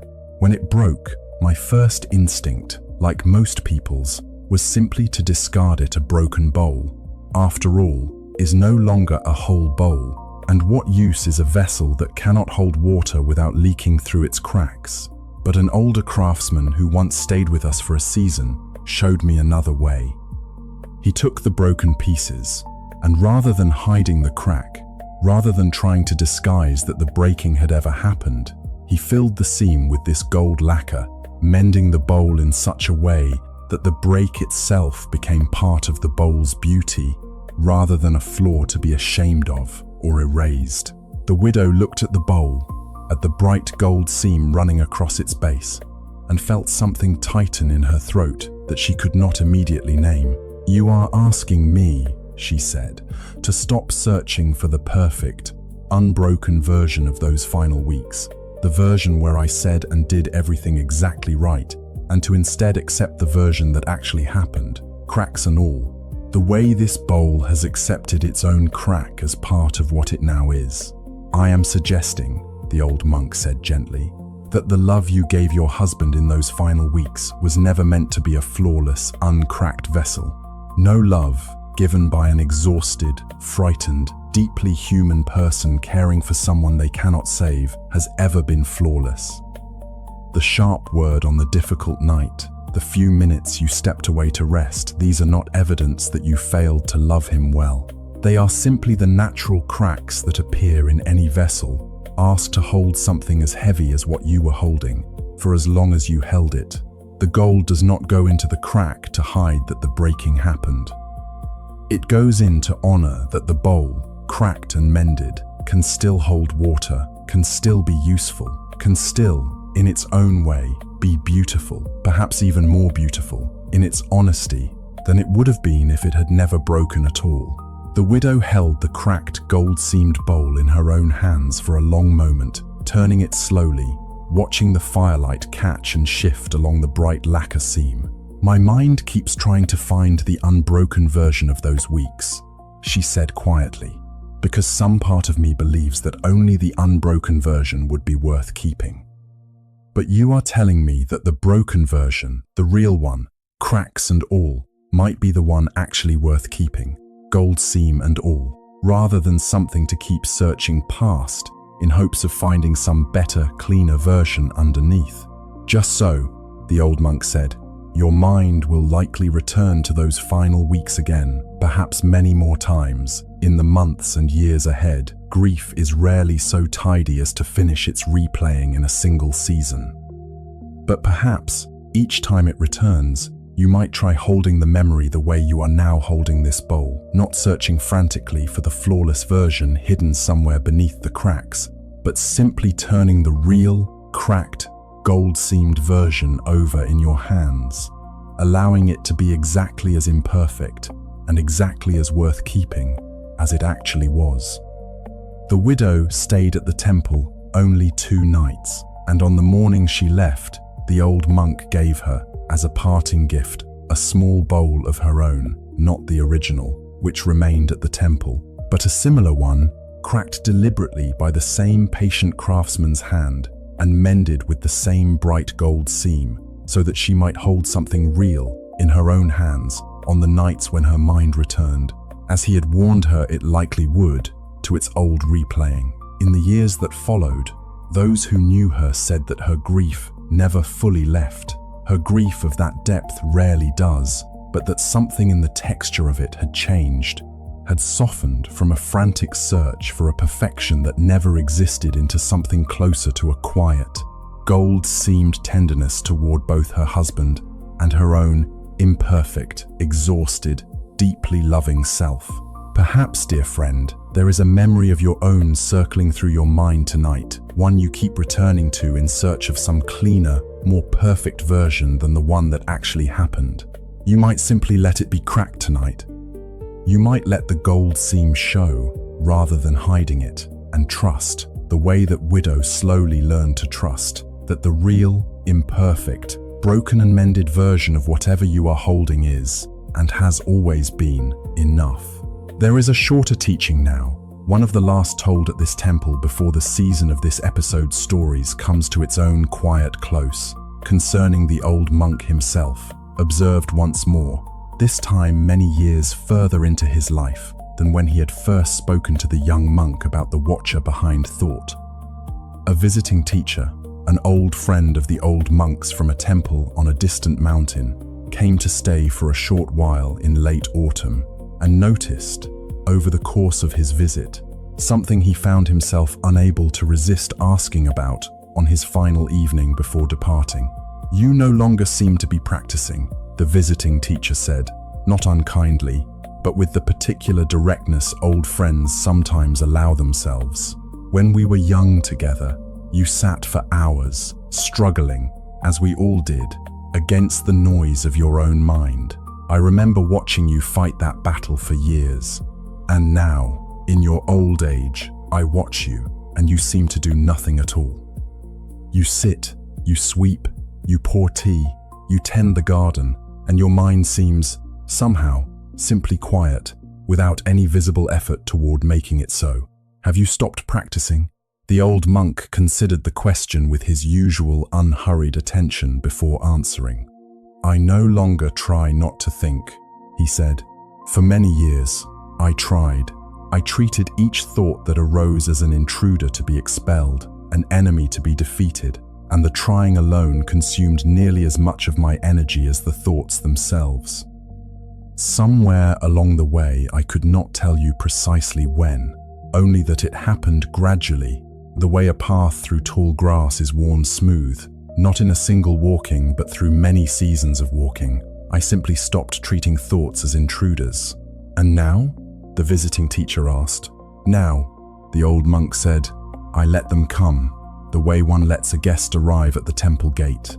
I let them stay as long as they wish to stay, the way a host does not rush a visitor toward the door before the visitor has finished saying whatever they came to say. And I let them go when they are ready, without chasing after them in a panic that I have somehow failed to keep them, and without barring the gate in relief that they have finally left. They come, like guests passing through the temple on any ordinary day.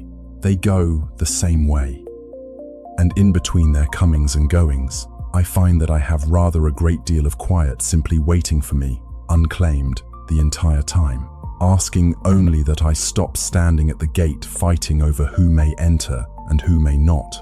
The visiting teacher was quiet for a long while, watching the evening light fade over the garden where, many years before, a monkey had once leapt wildly from wall to tree and back again before finally, on its own, coming to rest. "It sounds almost too simple," the visiting teacher said at last, echoing, though he could not have known it, the very words a young monk had once said to this same old monk many years before. "Most useful things are," the old monk replied, with the faintest trace of warmth in his even voice, watching the last of the daylight settle gently over the quiet, unhurried garden, where nothing at all, in that particular moment, seemed to need fixing, defeating, or chasing away. "Perhaps, dear friend, You have spent a great many nights of your own life standing at your own gate, deciding which thoughts deserve entry and which must be barred, which feelings may stay, and which must be expelled at once. Tonight, you might simply let the gate stand open, undefended, and let whatever arrives, arrive, and whatever wishes to leave, leave, trusting that the quiet beneath all that ordinary coming and going has been waiting for you the entire time, unclaimed, asking only that you stop fighting at the threshold. There is one last image from that mountain temple, gentler than all the rest, carrying almost no words at all, only a sound and the night it belonged to. It happened on a winter night, much like the one that opened these stories, many years after the merchant had climbed the mountain path with his unfinished ledgers and found the old monk pouring tea until it overflowed. The temple was quiet, its monks asleep, its halls dark except for the faint glow of a single lantern left burning near the entrance out of long habit rather than any particular need. Near the eaves of the temple's smallest building, where the youngest monks slept, hung a simple wind chime made of a few thin bamboo tubes strung loosely together, the kind of ordinary, unremarkable object that no one in the temple particularly remembered hanging there, or could say exactly when it had first appeared.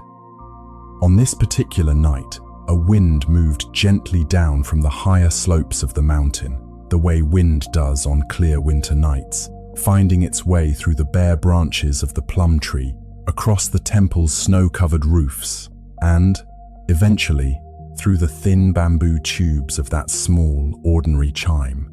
The sound it made was not a melody. It had no pattern that repeated, no rhythm that could be predicted or anticipated, no beginning and no particular end. It was simply sound a few notes, then silence, then a different few notes, then a longer silence, then a single note alone, hanging in the cold night air before fading into nothing, all of it entirely random, entirely unconcerned with whether anyone happened to be listening or what meaning, if any, a listener might try to find in it. If the old monk had been asked, on this particular night, what the wind chime's sound meant, he might have said, though no one was awake to ask him, and so the question was never actually posed, that the sound meant nothing at all, and that this was precisely its gift. The wind did not consult anyone before it blew.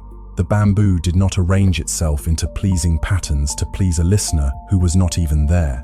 It simply moved, as wind and bamboo have always moved together, sound rising and falling without any need to mean something, without any story attached to it, without any lesson waiting to be extracted from its randomness.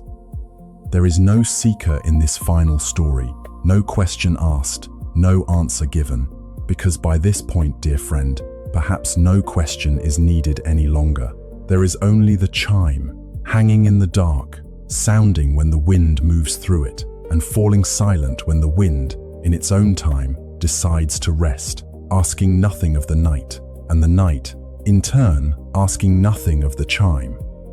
Perhaps, if you are still listening, you might simply imagine that sound now a few notes, scattered, unpatterned, drifting through cold night air, meaning nothing in particular, needing to mean nothing in particular, simply sound rising and falling, the way breath rises and falls, the way thought rises and falls, the way the whole quiet mountain, snow-covered and sleeping, rises and falls, with each long, unhurried, wind-carried hour of the night. There is a teaching that came from a different visitor entirely, a young monk new to the temple, not the same young monk who had once tried to force his mind, still through sheer effort of will, nor the same boy who rang the evening bell, but another, arriving some years later, who came to the old monk troubled not by racing thoughts in general, but by one particular question he could not seem to set down, no matter how many times he turned it over. He had been given, as new monks often were, a simple daily task. Each morning, he was to sweep the long stone path leading from the temple gate to the main hall, a task that took perhaps half an hour if done without distraction, though this young monk, by his own admission, rarely managed to do it without distraction, since his mind, the entire time he swept, continued working at the same unanswered question, turning it over and over the way a tongue cannot resist returning to a sore tooth. The question itself was this. He wished to know whether he was making progress. He had been at the temple for the better part of a year now, sitting in meditation each morning and evening, studying the old texts, performing his small daily duties with what he believed to be growing diligence, and yet he could not, no matter how carefully he examined his own mind, determine whether any of it was actually working. Some days his thoughts seemed quieter, other days they seemed louder than ever, as though all his practice had achieved nothing at all, or worse, had somehow made things slightly more difficult by giving him a clearer view of just how restless his own mind truly was. He brought this question to the old monk on a grey morning in early spring. The snow mostly melted from the lower paths, though still clinging in patches to the shadowed corners of the temple grounds, and the old monk, who happened to be repairing a section of fence near the garden when the young monk found him, listened to the entire question without pausing in his work. "I do not know how to tell whether I am making progress," the young monk said, after explaining the full shape of his trouble. "Some mornings, sweeping the path, my mind is calm enough that the half-hour passes almost without my noticing it. Other mornings, the very same task, the very same path, and my mind is so loud with worry and distraction that I could not tell you, afterward, whether I swept the path well or poorly, since I was not truly present for any of it. If my practice were truly working, should it not be making steady, reliable progress, rather than this confusing back and forth between good days and bad?" The old monk finished tying off the section of fence he had been repairing before he answered, testing it once with his hand to be sure it would hold, and only then did he turn his full attention to the young monk's question.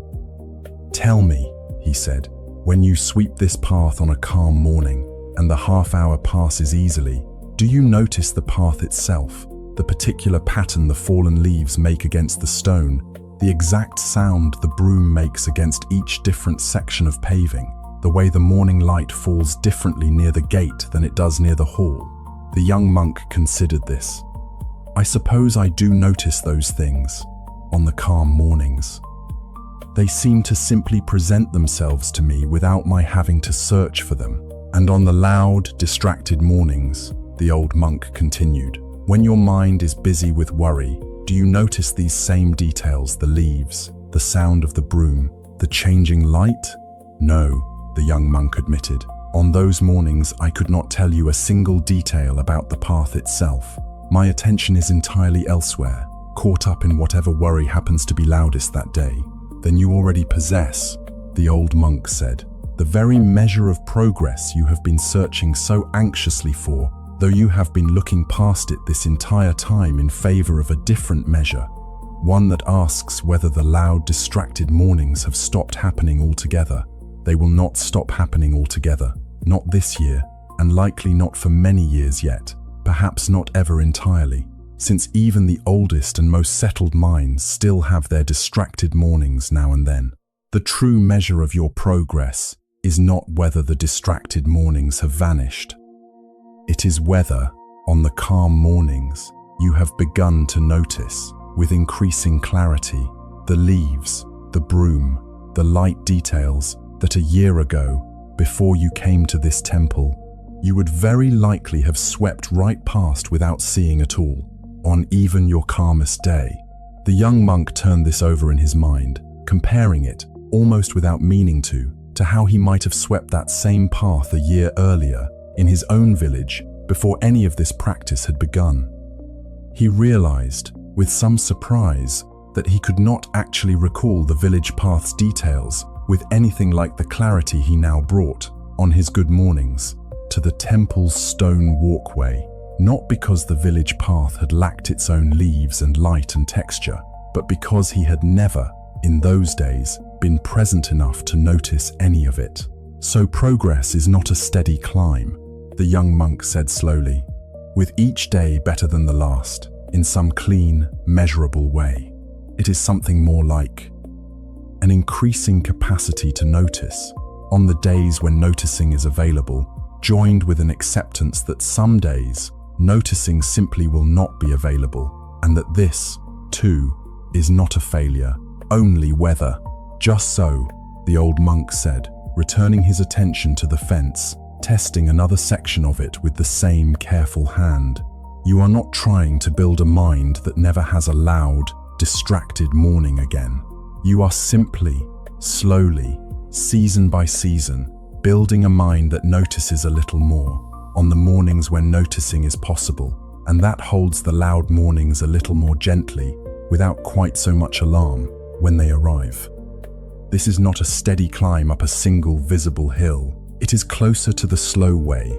A path itself is worn smooth, not by one determined walker pressing hard in a single afternoon, but by years of ordinary feet on ordinary days, some hurried and some unhurried, gradually, almost invisibly, shaping the stone beneath them.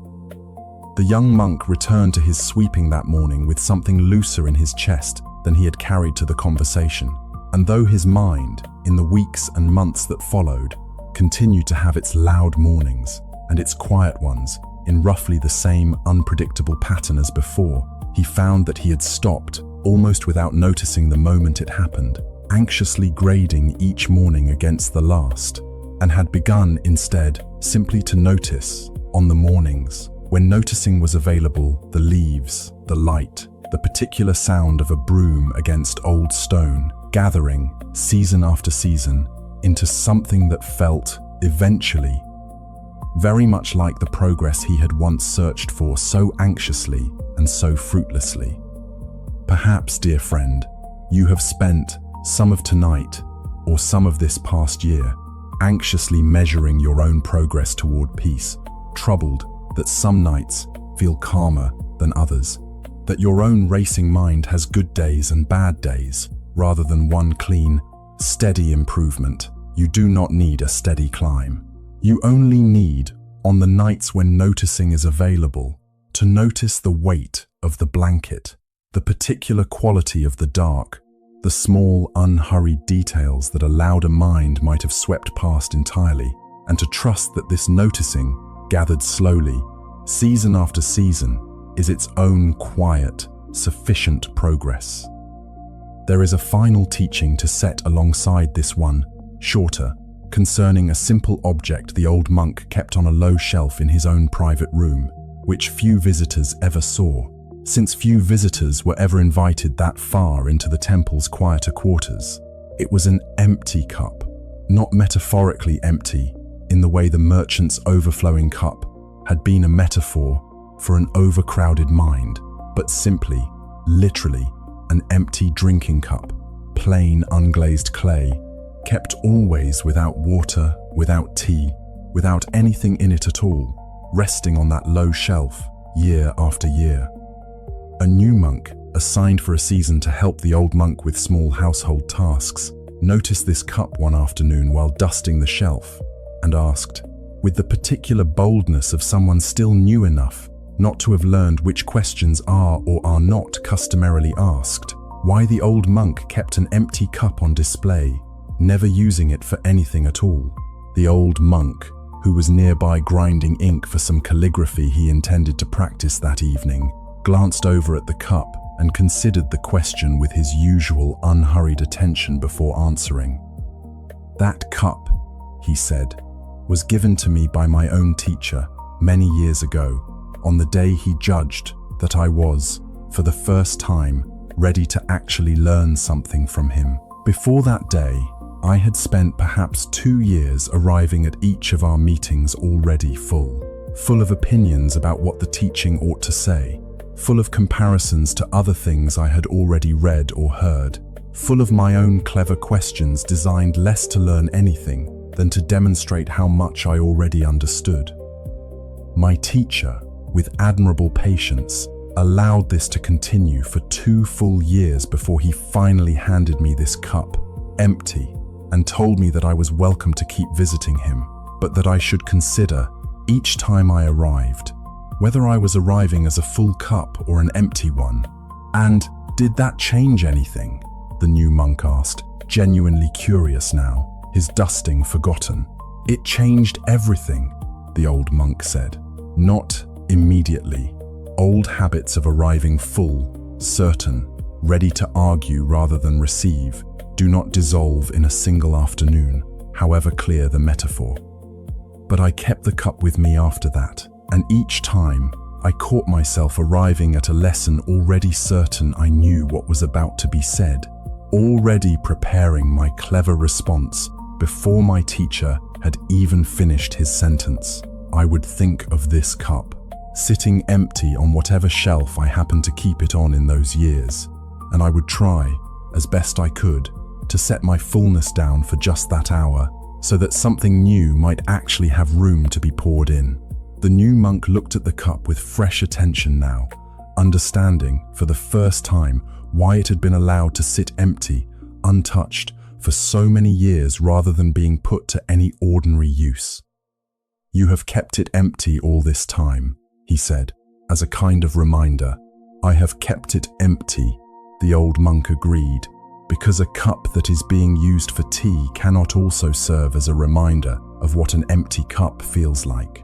This particular cup has only one purpose now, which is to sit here, empty, exactly as it has always been, so that each time I glance at it, I remember to ask myself the same question my teacher once asked me.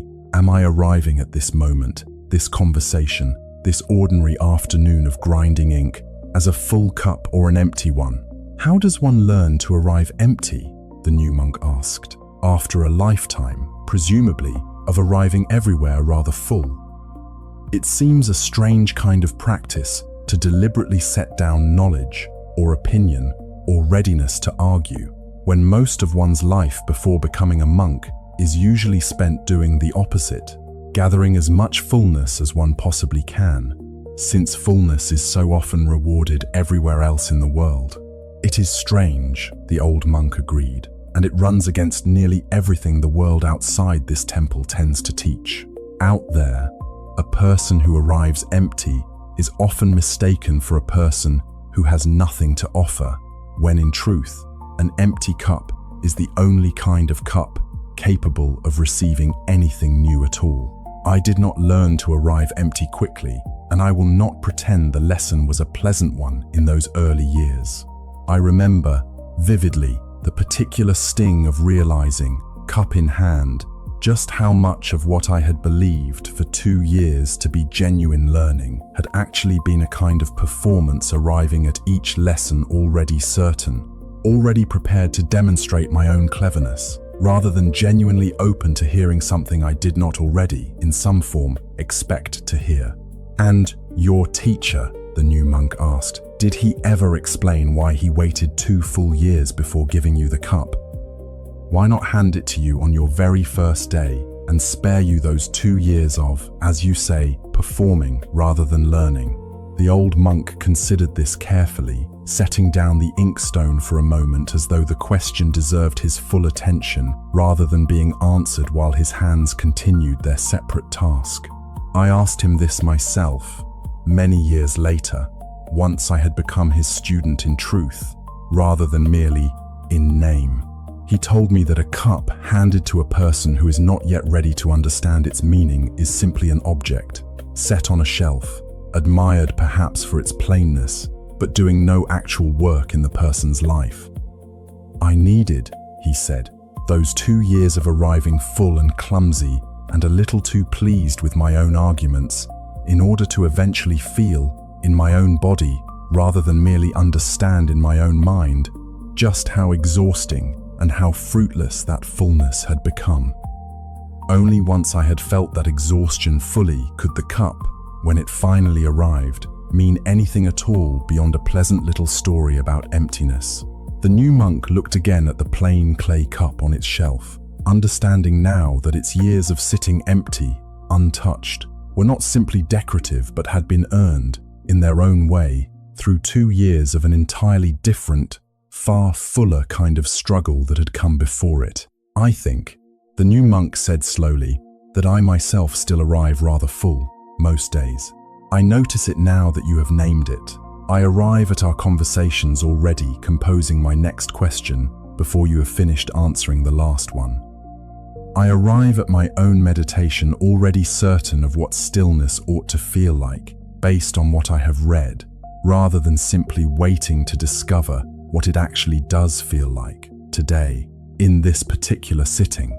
Then perhaps, the old monk said, with something almost like warmth in his usually even voice, you are closer to your own cup than you realize. The noticing itself, the simple, unflinching recognition that one has, in fact, been arriving rather full, is very often the beginning of the 2 years my own teacher once asked of me, condensed, for some fortunate students, into rather less time than that, simply because they were willing to notice their own fullness honestly, rather than waiting, as I did, for 2 years of exhaustion to make the noticing unavoidable.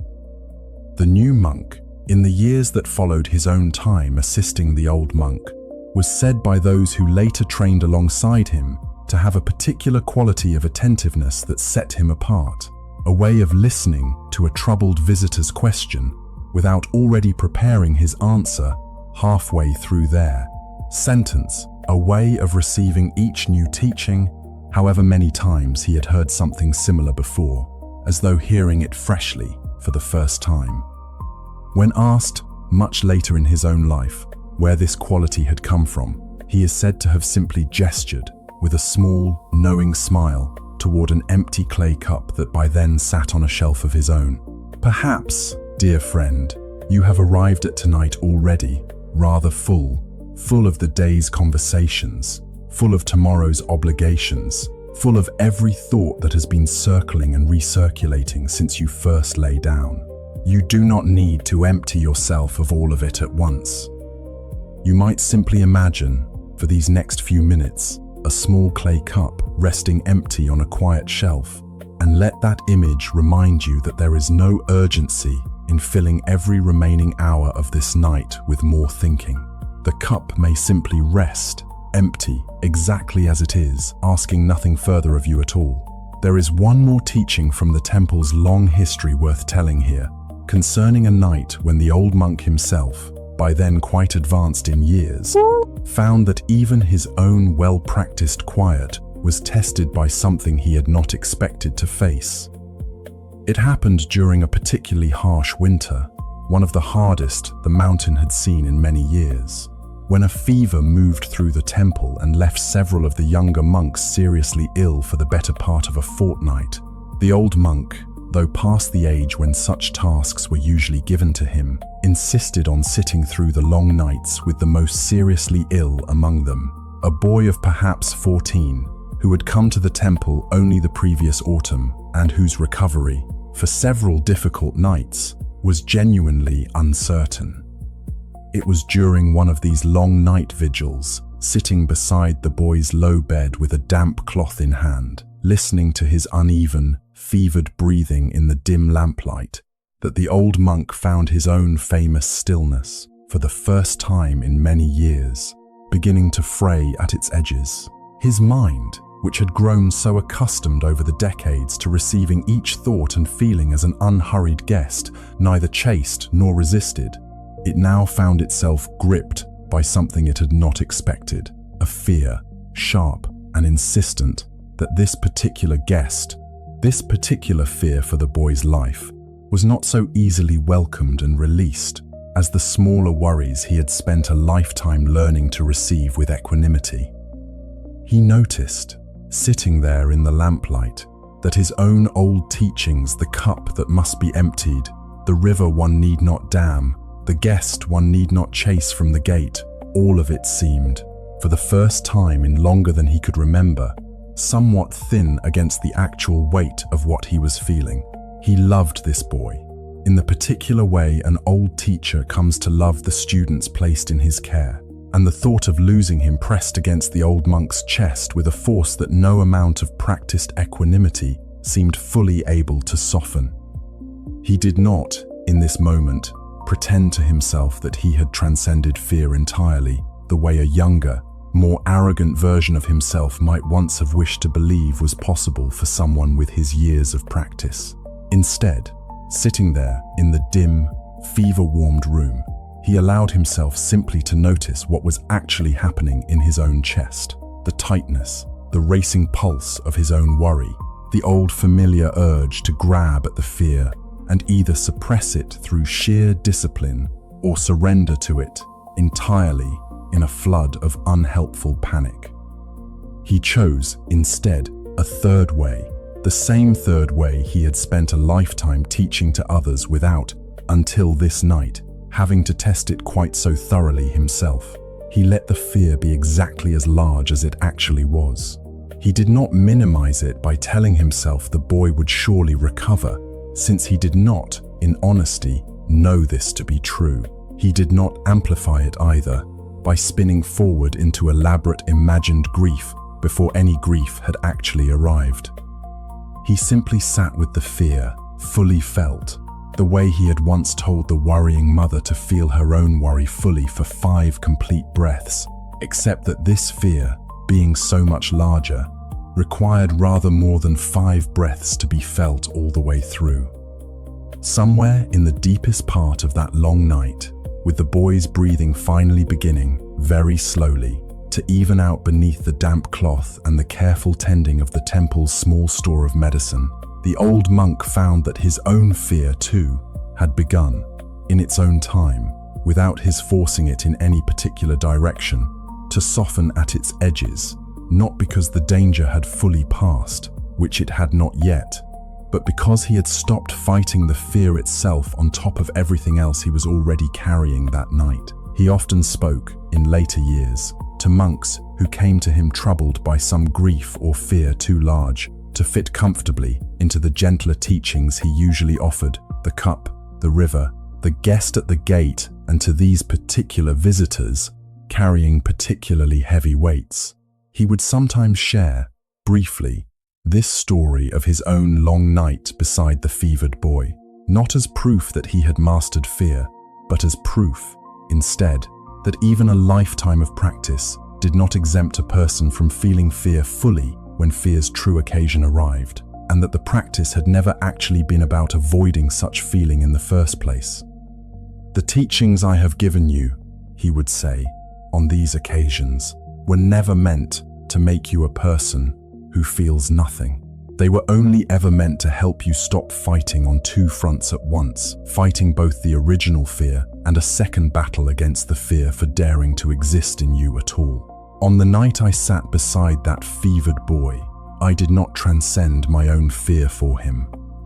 I simply stopped fighting it on that second front, and discovered, as I have discovered every other time in my long life, that I have managed to do this, that the fear itself, fully felt rather than doubly resisted, eventually found its own way towards something quieter, on its own schedule, asking only that I stop adding a second, unnecessary struggle on top of the first. The boy recovered, in time, the fever breaking fully within another 2 nights, and grew, in the years that followed, into one of the temple's most steady and capable monks, often telling, to newer arrivals, the story of how the old monk had sat with him through his most difficult nights, though the boy, in his fevered state at the time, had no memory at all of the particular struggle his teacher had quietly undergone in the lamplight beside him, feeling a fear every bit as large and real as any the boy himself might have felt, had he been well enough that winter to feel anything beyond his own illness at all. Perhaps, dear friend, there is a fear in your own chest tonight, too large to be softened by gentle reframing alone, a fear for someone you love, perhaps, or for some uncertain outcome you cannot yet know the ending of. You do not need to defeat this fear before you can rest. You might simply let it be exactly as large as it actually is, without fighting a second battle against it for daring to exist, and trust, the way that old monk discovered on his own longest night, that a fear fully felt, rather than doubly resisted, finds its own way, in its own time, towards something quieter. There is one further teaching, gentler than the last, returning to a quieter register, concerning an ordinary afternoon many years into the old monk's tenure at the temple, when a small child, the daughter of a woodcutter who supplied the temple with fuel each autumn, wandered up the mountain path on her own, simply curious about the place her father visited each year, and found the old monk sitting alone beneath the bare branches of the plum tree. She could not have been more than 6 or 7 years old, the kind of age at which children ask questions with a directness adults have usually long since trained themselves out of, and she sat down beside the old monk without any particular ceremony, the way children often do, simply because the spot beneath the tree looked like a pleasant place to sit, and the old man sitting there did not seem to mind company. "Why are you just sitting there?" End quote. "Why are you just sitting there?" End quote, she asked, after a few moments of companionable silence. "You are not doing anything at all." The old monk considered this question with the same unhurried attention he brought to every question, large or small, that was ever put to him. "What would you like me to be doing?" he asked. The girl thought about this seriously, the way children sometimes surprise adults by taking a question more seriously than the adult themselves expected. "I do not know," she admitted. "My father is always doing something. Chopping wood, sharpening his axe, carrying bundles down the mountain. He says a person who is not doing something is wasting the day." "Does your father seem happy?" the old monk asked, "while he is busy doing all these things?" The girl considered this too. "Sometimes," she said. "But sometimes he seems very tired and a little bit cross, especially in the evenings, after he has been chopping and carrying and sharpening all day without much rest."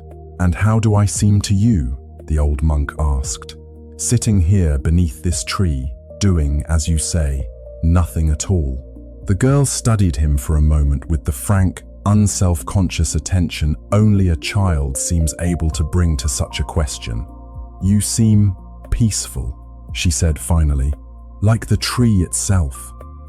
"The tree is not doing anything either, and it does not seem tired or cross about it." The old monk smiled at this, a real smile, the kind he did not often show to adult visitors who came to him with their carefully composed questions about ledgers and grief and racing thoughts. "The tree," he said, "has never once worried that it was wasting its day by simply standing here, growing slowly, dropping its leaves in autumn and growing new ones in spring, without ever once chopping a single piece of wood or sharpening a single axe. And yet I do not think you would say the tree has wasted any of its years. It has simply been a tree, fully, completely, without apology, for as long as it has stood on this mountain."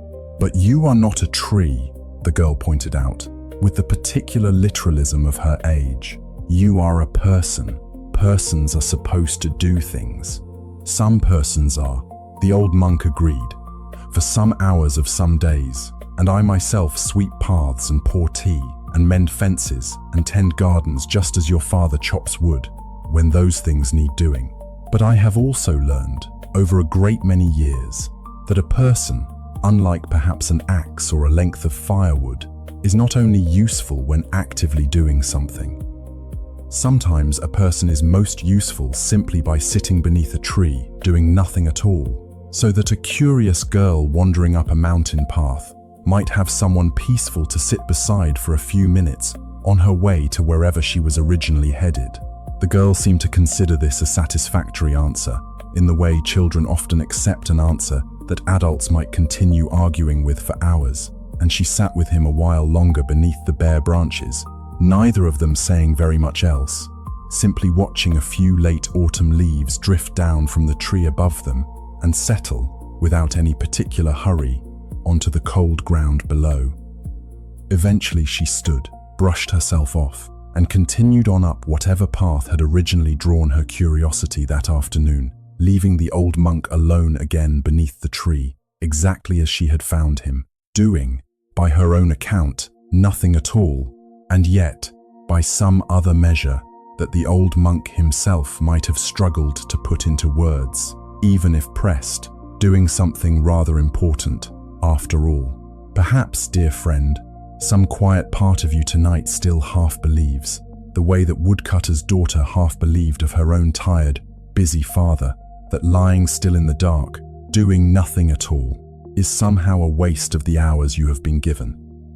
You might simply remember, instead, the old plum tree standing through every season without apology, never once worried that its stillness was wasted time. And let yourself, for these remaining hours of the night, be exactly that still, exactly that unapologetic, exactly that unhurried. There is one further teaching, the last of the stories proper before the night settles fully into its own quiet, concerning a candle that burned in the temple's main hall every evening, and a question a visiting widow once asked about it on a night very different from the night of the cracked, gold-seamed bowl, told earlier a different widow in a different season, though her question, as it happened, touched on this same gentle thread of stillness that every story tonight has, in its own way, been circling. She had come to the temple seeking nothing in particular, not advice for grief, not relief from racing thoughts, simply a quiet place to sit for an evening, having heard from a neighbor that the temple welcomed travelers, regardless of their reason for climbing the mountain. She found herself, that evening, seated near the back of the main hall during the temple's evening service, watching a single candle burn at the front of the room, its flame steady in the windless air, casting long, soft shadows across the wooden floor and the rows of seated monks. After the service had ended, and most of the monks had filed out toward their evening meal, she remained seated, watching the candle, and the old monk, noticing her lingering, came and sat quietly beside her, rather than urging her, as some hosts might, toward the dining hall and its more practical comforts. "It is a very ordinary candle," she said, after a while, somewhat apologetically, as though embarrassed to have been caught simply watching it for so long. "I do not know why I cannot look away from it." "Tell me what you see," the old monk said, the same question, in its essential shape, that he had once asked the scholar beside the half-frozen stream, though the candle's flame offered the widow something rather different to notice than the stream's quick, rushing water had offered the scholar. "I see a flame," she said slowly, watching it more closely now that she had been invited to. "It moves, slightly, even though there is no breeze in this room that I can feel. It is never quite the same shape from one moment to the next, and yet, somehow, it never seems disordered either. It simply burns, the same flame and yet always slightly different, moment to moment without ever once looking as though it has lost its way. And the wax," the old monk said, "beneath the flame, what is happening to it even while the flame above it burns so steadily?" She looked and saw that the candle, though its flame appeared constant, was in fact slowly, steadily diminishing, the wax melting and running in thin rivulets down its sides, the candle itself growing shorter, almost imperceptibly, with each passing minute.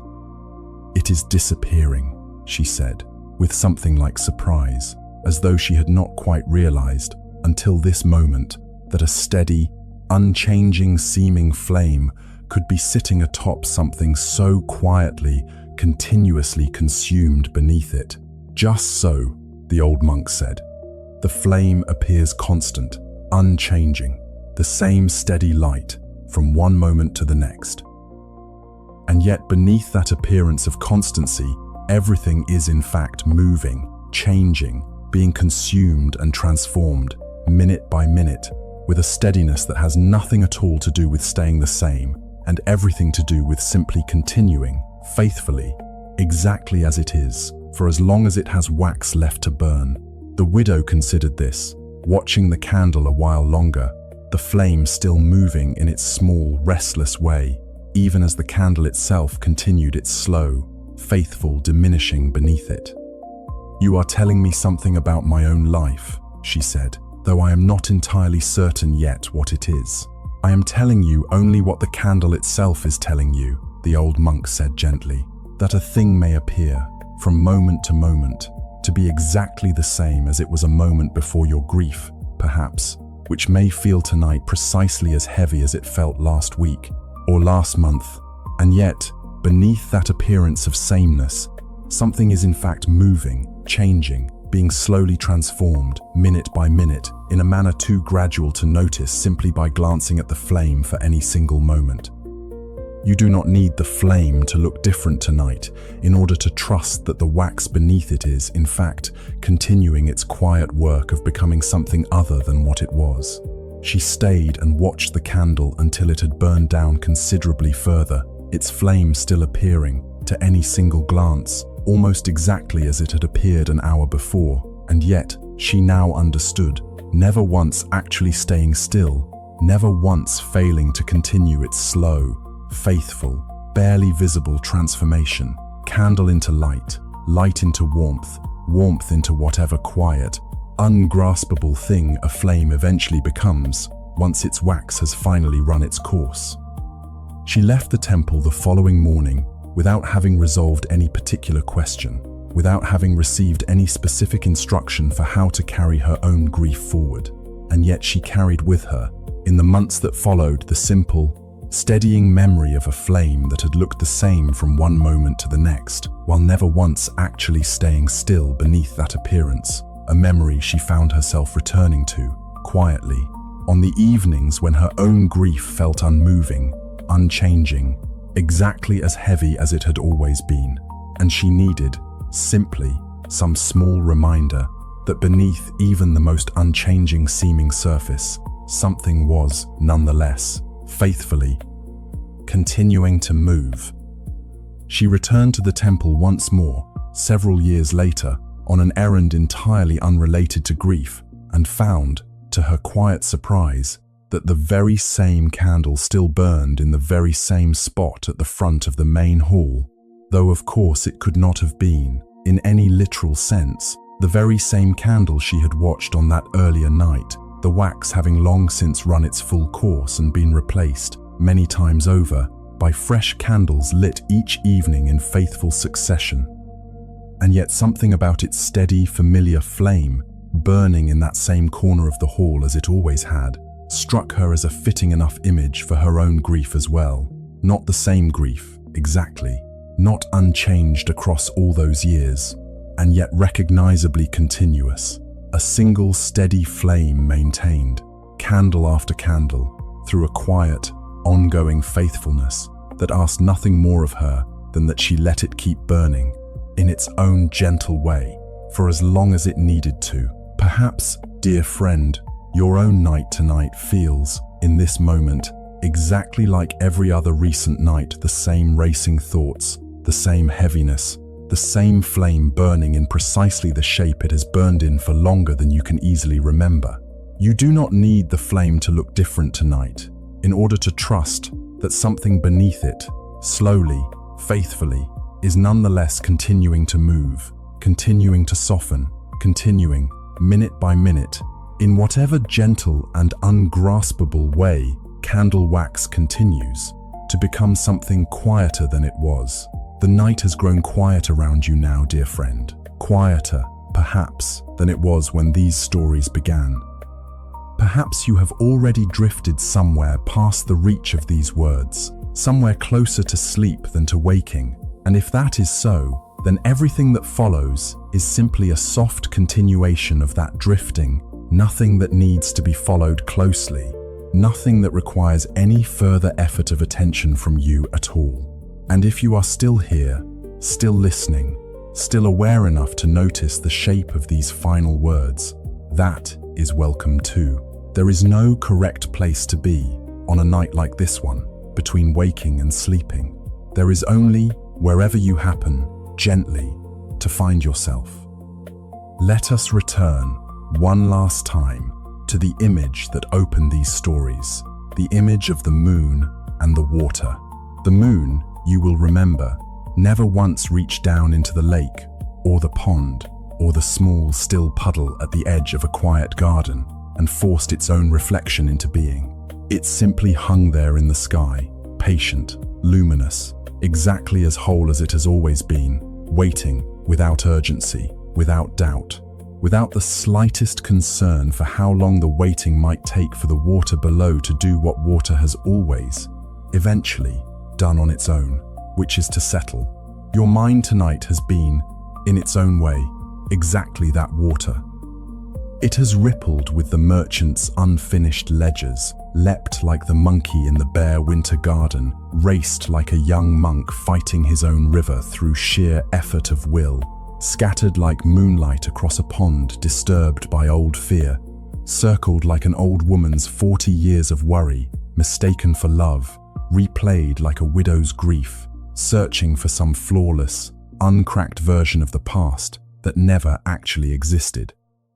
And through every one of these ripples, every one of these disturbances, the moon above you, whatever stillness, whatever wholeness, whatever quiet rest you have been seeking this entire night, has never once stopped being exactly as present, exactly as available, exactly as patient as it was in the very first moment you lay down. You do not need to finish any of these stories in your own mind tonight.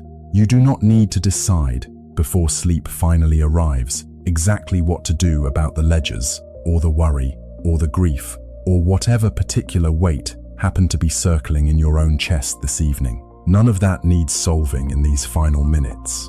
The water does not need to analyze the wind in order to grow still. It only needs the wind, eventually, in its own unhurried time, to settle, and you do not need to chase that settling any more than the water itself ever needed to chase it. You do not need to solve anything tonight. You do not need to finish a single thought. You do not need to arrive at any conclusion, reach any decision, or tie off any loose end before you are permitted to rest. The ledgers, whatever shape they take in your own particular life, will still be there in the morning, exactly as they were, asking nothing more of you in this present moment than that you allow yourself, finally, fully, to set them down. If a thought arrives now, in these last quiet minutes, simply let it be a guest passing briefly through an open gate, neither chased away nor held onto, welcomed without urgency and released without struggle, the way the old monk learned, after so many years, to welcome and release every guest that ever arrived at his own temple door.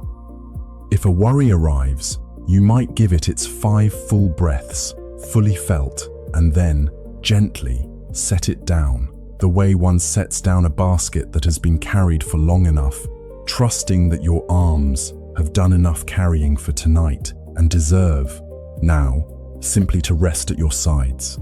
If a memory arrives, cracked and imperfect, missing the flawless shape you might once have wished it had, you might simply let the gold seam show, trusting that the broken, mended, entirely real version of whatever you are holding has always, quietly, been enough.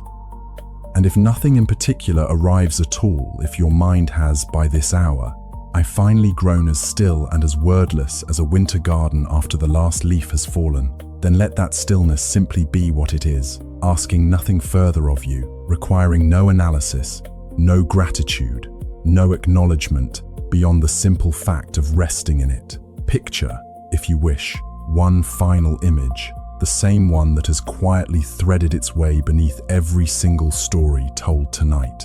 A small mountain pond, somewhere high above the noise and the ledgers and the unanswered letters of ordinary daytime life. Its surface, at this very late hour, lying almost perfectly flat and still. The moon hangs above it, exactly as it always has, patient, unhurried, asking nothing. And there, on the dark, quiet surface of the water, its reflection rests, whole, unbroken, simply because the water, after a long day of being disturbed by wind and worry and the small, restless business of an ordinary life, has finally been given the chance, for these few hours, to do nothing at all. You do not need to hold this image in your mind for very much longer. You do not need to remember any of these stories tomorrow, or trace which teaching came from which season at that small temple in the snow. The stories themselves were never the point. They were only ever a kind of lantern, carried alongside you for a little while on a dark path, useful exactly as long as the path remained dark, and no longer needed once you have, at last, arrived somewhere quiet enough to rest. So let the lantern go now, dear friend. Let the temple, the merchant, the monkey, the bell, the candle, the cracked and gold-seamed bowl, all of it drift gently away, the way a wind chime's last note drifts away into a cold and silent night, meaning nothing in particular, needing to mean nothing in particular, simply fading, softly, into whatever quiet comes next. The water is still, the moon is resting on it, whole and unbroken. And you, dear friend, wherever you are now, between waking and sleeping, may simply rest there too.